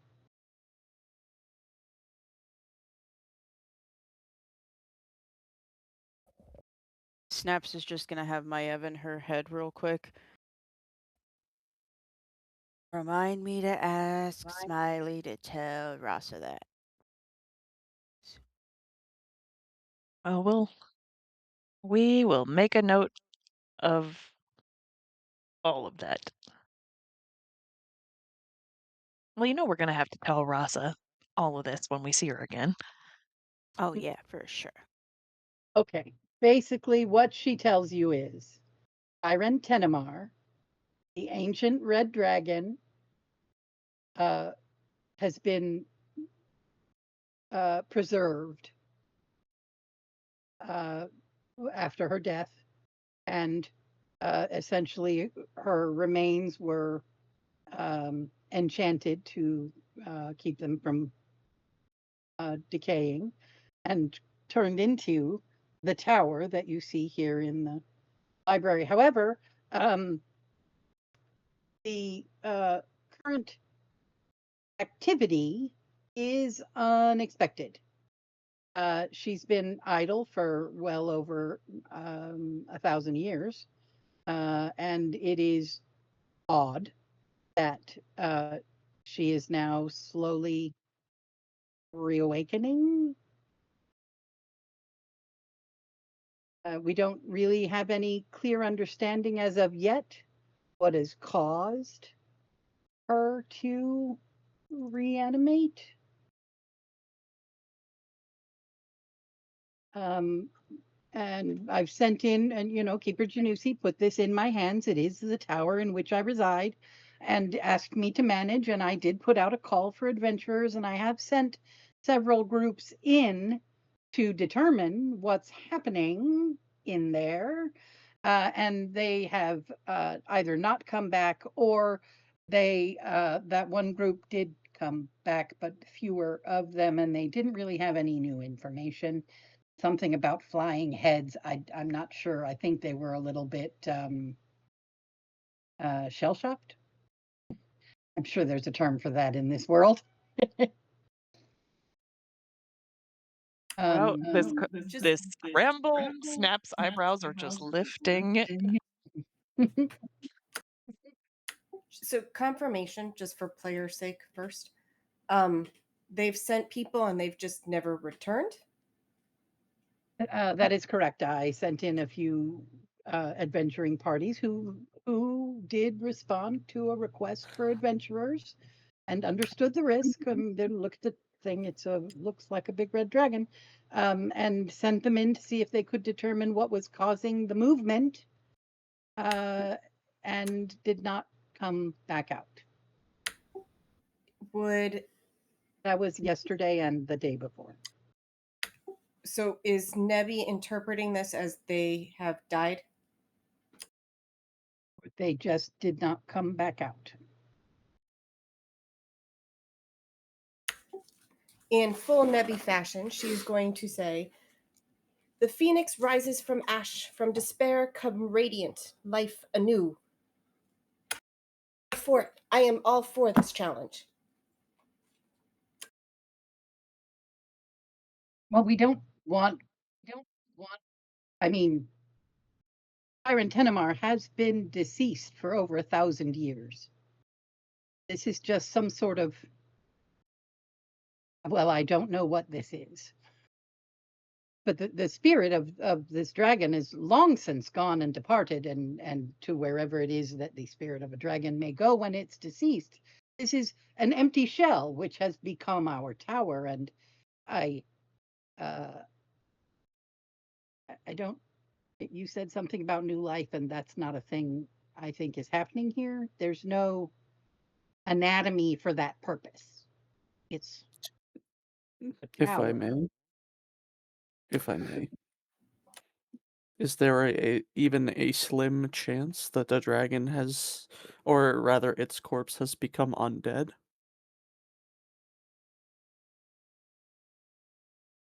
I'm gonna assume some other keeper at the table would pipe up and indicate that study has been performed, and externally it is confirmed that this is not any sort of undead nature.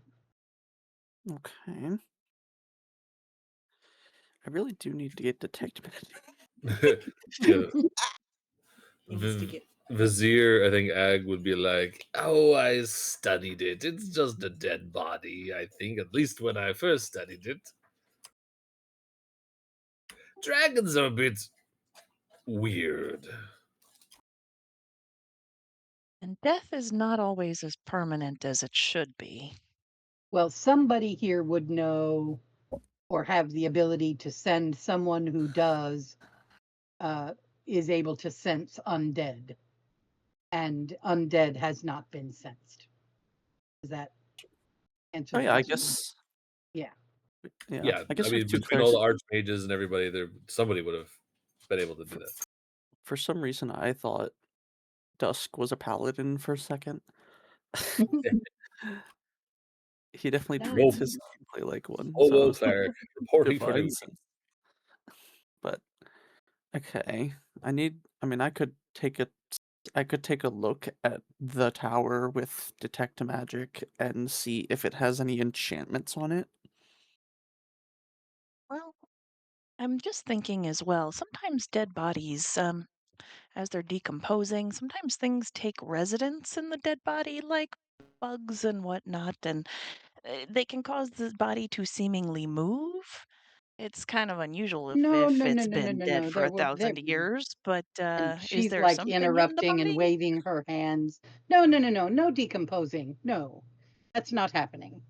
There will be no decomposing. It's been 1,000 years where the enchantments are in But are you place. certain something has not taken up residence within the body? Aside from myself and a few of my assistants, I do not believe so. Wait, did she just admit to taking up residence inside the It's like, dragon's body? Dusk would be like, "Wait, you live inside of it?" It's In part the of the tower, tower. yes. That's It what is they're saying. it is the tower. It is the Tower was also external. made from her body. Yes. Does it odd. stink? One of my libraries is in the left claw. Oh, well, interesting. I don't suppose you I mean, given its current changes, are we is Candlekeep in trouble?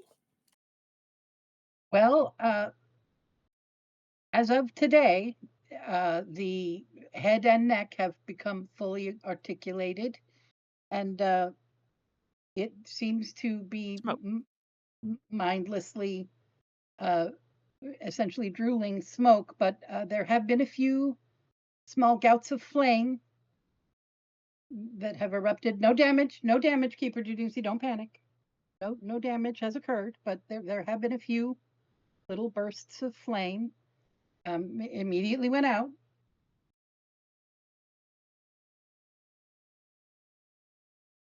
Like, what you're saying is this is getting worse, and we need to figure this out. The only thing. Yeah, I mean, we've seen a real dragon, and it's. I thought maybe this dead one was just no big deal, but you're giving me the heebie-jeebies. Somewhere along the line in her descriptions of all of this, she will have indicated that the magic crystal that keeps the remains preserved should not be capable of reanimating her in this manner, or any manner for that matter. Well, Where's this crystal from? What kind of crystal is this? The DM chooses not to answer that question. It's Okay. ancient. Some long ago dead keepers did it. what's the draconic version of no hablo inglés? Yeah. It's so far back in the past, and I'm sure somebody knows, but I don't at the top of my head. That's what I study is dragons. Well, Fate's Wanderers, it seems like a mystery has wandered in front of our path here in Candlekeep. A mystery of Candlekeep, you might say. Please don't get us demonetized. Just kidding. We're not monetized. Jesus. She will lean forward once again and eyeball each of you very slowly, indicating, I will not let you kill her. But I mean, destroy her. She's already dead, but I'm not sure what this is. But you're not going to hurt her if I have anything to say about it. All right. No beating up the dead dragon. No use in. It's like a saying, right? No use in beating a dead dragon. Yeah, I think I've heard that before. Yeah. It doesn't really do anyone any good. But clearly there's something going on. So, well, we will be your in to be 100% clear. You said that there are people that have gone inside of this thing and have not come back out. That is an accurate statement. I have sent in a party of 3 and a party of 4. I also sent in a party of 2, and one of them came back blithering on incoherently. And this person is still in Candlekeep, or are they, elsewhere? Long gone by now, I'm certain. He was quite shaken. Okay. Clearly not up to the task, whatever the task may be. Okay. Right. Okay. Well, I don't know if we're prepared. I mean, we came for dinner, not necessarily to go leaping into a not dead dragon. Mostly dead. Fully dead. I'm telling you, she is fully dead. Right. And we'll make sure she stays that way. Right. A dead dragon that is moving and doing things of some mysterious means. Right. I don't know if I'm equipped for that today, but I mean, if it's important, we can join right into it with what we have, fancy clothes and all. Hopefully it shouldn't take us too long to just jump back over to the House of Rest and put some armor back on.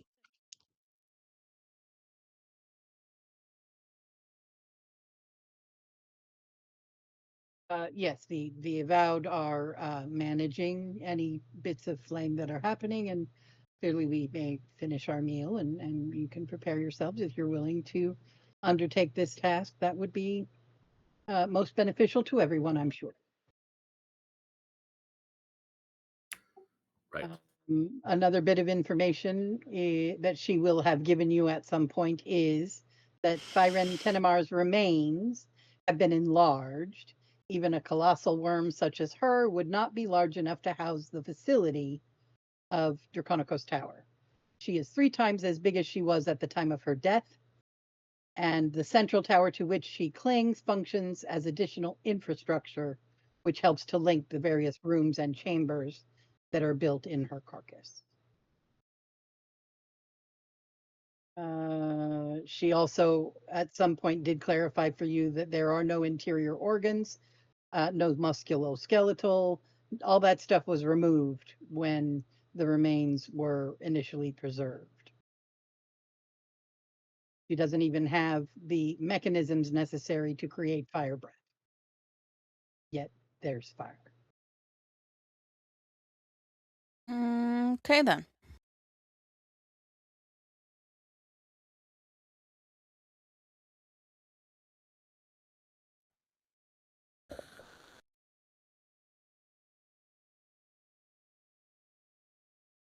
Absolutely questioning the judgment of everybody in this library. For sure. For sure.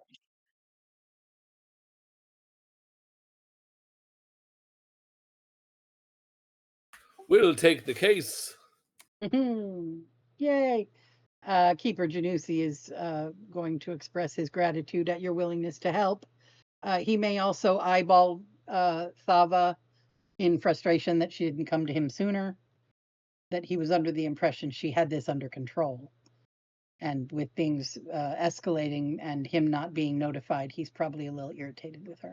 I'm very irritated at the moment. No. As while I appreciate your enthusiasm at jumping into a potentially harmful situation, uh, let's just take a moment to discuss recompense. I like to be fair and forthright in our dealings. Uh, is there anything that you would like in return for this favor?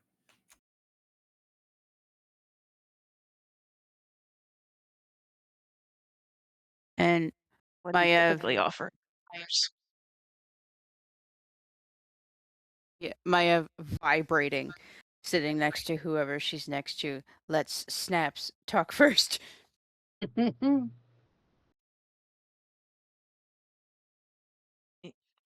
Snaps asked What do Janusi, you? what do you typically? Scrolling. Because he's talked about adventurers that have been sent out to some mountains, and they've clearly commissioned adventurers to go into the dragon thing that never came back. So this is not an unheard of thing. So Yeah, the commission what was do 12. you? Yeah, the commission was 1,200 gold pieces per adventurer entering the tower.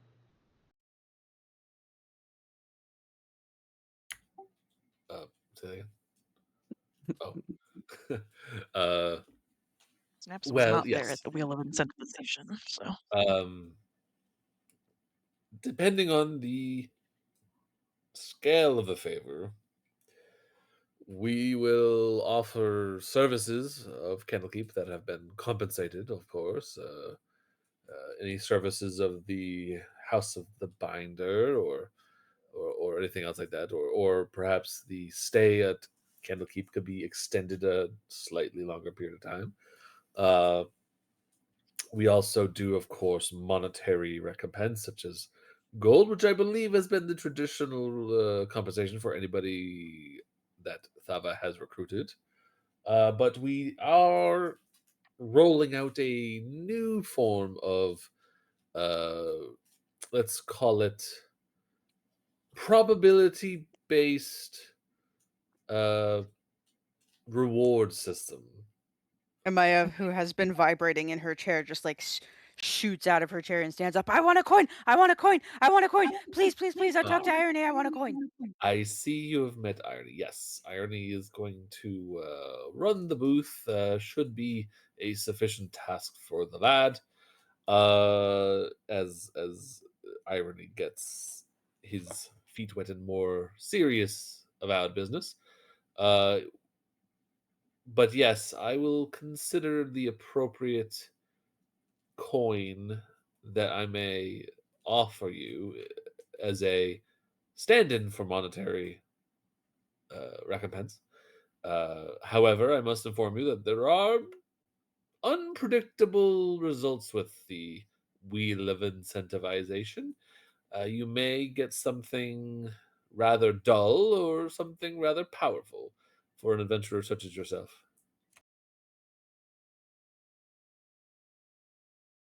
Useful always, just varying degrees of useful. Want a coin? Okay with that. So Flava will reiterate 1,200 gold pieces per adventurer. And, whatever, you can't have all the stuff in my library, but, I'm sure given, when this is all over, depending on what you experience in there, we'll discuss maybe some additional rewards. Dusk was like, all right, you sold us. I'll take one of the coins though, for what's worth. Money, that's fun. But taking a chance on a wheel, that's just intriguing.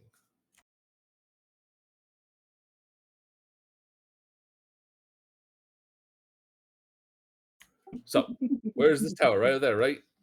Shall we take a quick jaunt over to the house rest after dinner, and then we'll get our stuff and jump right on in, or are we going to take a rest and Well, figure out considering that it started spouting fire in the last few hours, I think maybe sooner rather than later. 100%? Yeah, I don't think I'll sleep with that thing hanging over us, but I would like to get my armor back on. Excellent. Yeah. All right, and we won't hurt it, but we do need to protect ourselves. Snaps has crossed her fingers behind her back. She's gonna do what's needed. Dead things should stay dead. And then Dusk As will Little just Bit would be say. Dusk Says what? will draw himself up to his full height at some point near Thava and just be like, however, there's one thing you ought to know is if there's some monster in there, that monster will not live to see another sunrise.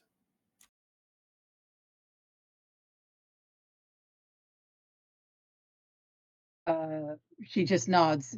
Yes, monsters. Yes, not dragons. Monsters. Yes, monsters are you can kill any monsters you run into, just not any dragon. Don't You hurt her. We didn't plan you on did it. mention something about flying heads. Well, the guy was a little uh disjointed and literally ran from here. I don't think he was prepared for or experienced in such as yourselves. And whatever he ran into clearly scrambled his little brain enough that he didn't even make real complete sentences and was out the gates So within a minute. you have not witnessed this flying head situation. Okay. No, Any when other when information I that might help us departed the stay alive? tower, yeah, when I departed the tower for breakfast 4 days ago, it was all well and good and normal. And I enjoyed a lovely meal at the hearth. And then when I returned to continue my study, the wings were moving, and I elected not to re-enter the building on my own, and immediately reported to Keeper Janusi that something was happening, and he left it in my hands to resolve the situation. And clearly, I was unsuccessful in acquiring appropriate adventurers such as yourselves. You clearly are much more experienced than any of the folks that volunteered thus far. I mean, a champion of a deity. That says something. We've faced a few things. Adult red dragons, Fomorians, giants of all sizes. Fomorians. Yeah. Somebody would perk up when you mention Fomorians and like nod that that's a big deal that you dealt with Fomorians and survived.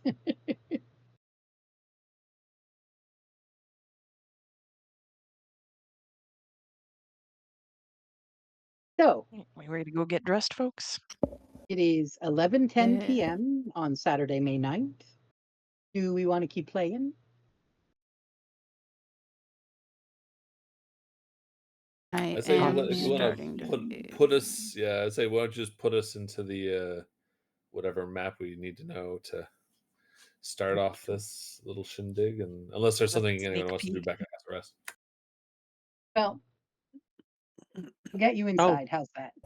that is a big frick. Yeah. So the image that you see here is what I got out of AI because I couldn't get it to give me just a small gout of flames.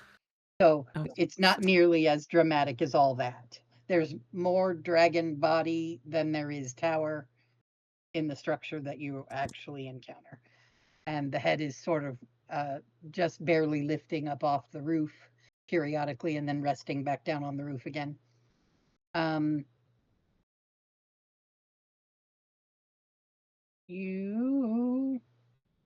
I'm on the wrong page. I need to get to page 6. Hmm. And you're all going to have to forgive me because I have never run an encounter of this nature from somebody else's work.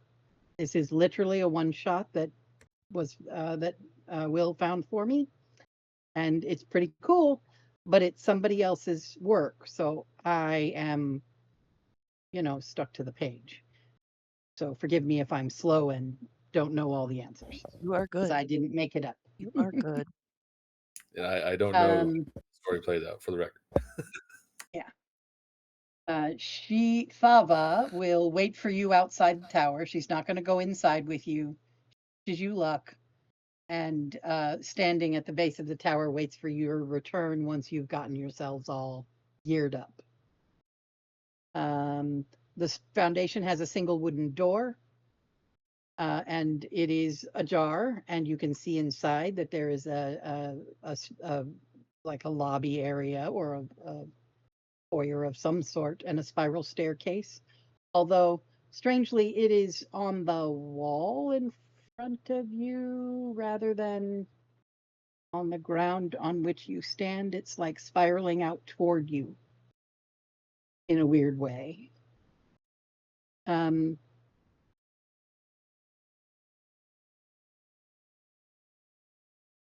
There is a grand red door with gold trim that is slightly ajar and a warm light comes from it, blah, blah, blah. Okay. Spiral staircase, sound of the door, da, da, da, da, da. The first thing that you will notice upon pushing this partially open door all the way open is that the floor of the room is directly opposite you, as though it were a wall. The library you see into is oriented vertically, with up being toward Fyron Tenemar's neck and head. Nothing is out of place or falling. The room simply appears to be standing on end.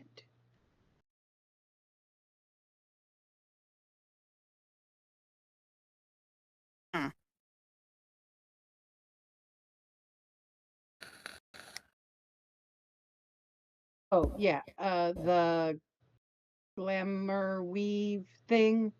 I think I gave you a price for that. And yes, you could do that if you have the money for it. It Thank will you. be ready tomorrow. Thank you very. Yeah. You said 550? I think I so. think so. 515, 515. 515. Got it. Thank you.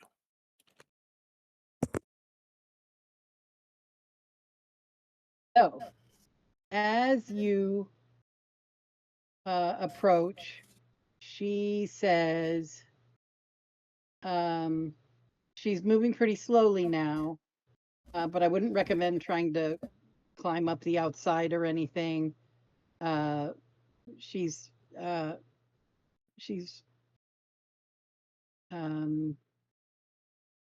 There was that Razgoth guy. He tried to go in through the mouth. I don't know what made him think that was a smart move. In gameplay terms, you can't get there in any way other than the front door. So trying to sneak in from some other entrance, up the butt, whatever, isn't going to work.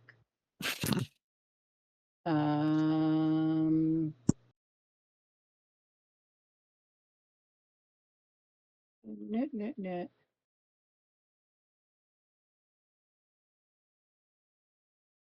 Oh, come on. Keep in mind.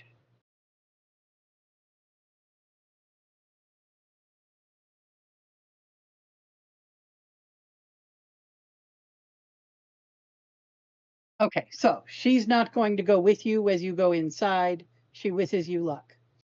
And there is this door. On the first landing, roughly halfway to the top, is the door that's slightly ajar. Great. Spiral staircase continues upward, blah, blah, blah. Okay, so somehow, because of the magical reorientation inside of Fyren Tenamar,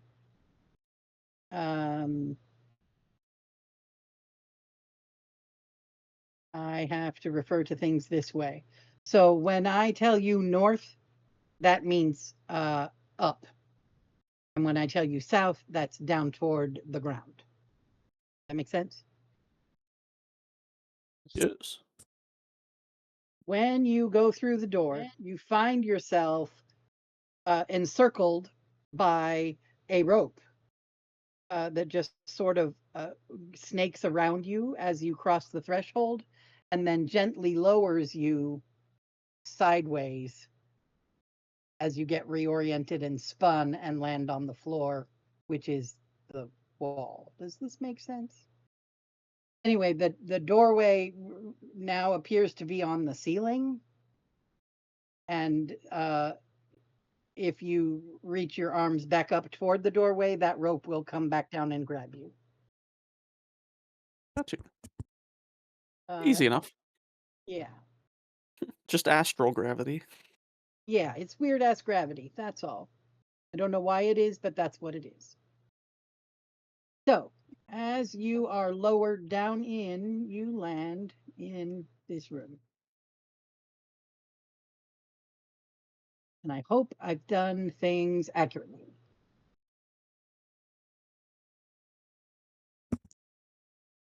Can you see yourselves?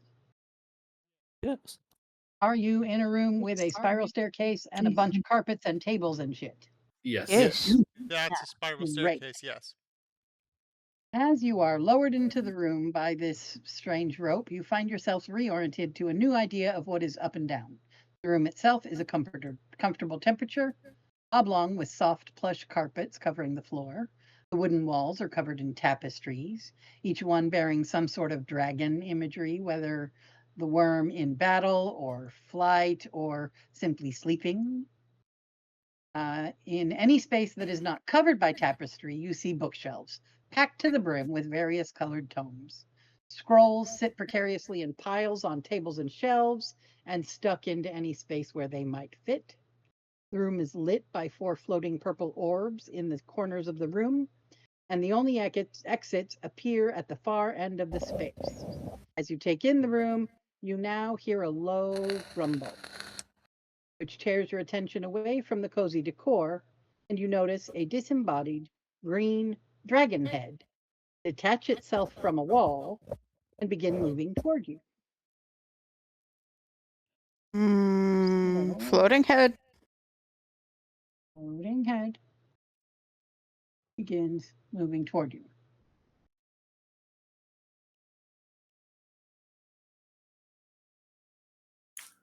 Halt. And Just over there. that's when, yeah. So, and then immediately we would roll for initiative. All right. For next time, right? Halt to Yeah. floating head. A green dragon flying head. Okay. Halt. I don't know why that caught me. And if you look at it, it is clearly what once was a mounted, stuffed dragon Taxidermied. taxidermied head. All right then. And it lifts itself up off the wall and starts heading at you, and that's when we will roll for initiative in the next session. Cool beans. Very nice. Alrighty. That's where we will start. Hey, astral gravity. Okie dokie. And I guess all of that bit about astral gravity is just to explain the fact that this is the body of a dragon vertically hugging a tower, and therefore the head is at the top, and you are entering essentially through the belly. Okay. Well, there you Got go. you. Got it. Alrighty, I will stop the recording there then. Bye, internet. Good night, YouTube. Wow. Good night, Good night, YouTube. YouTube. And Feels that like one it guy. took way too long to get into this building. I'm so sorry. It's fine. Oh, you're good. Okie dokie. Here we You go. gave me free reign of the court of air. Mm-hmm, mm-hmm.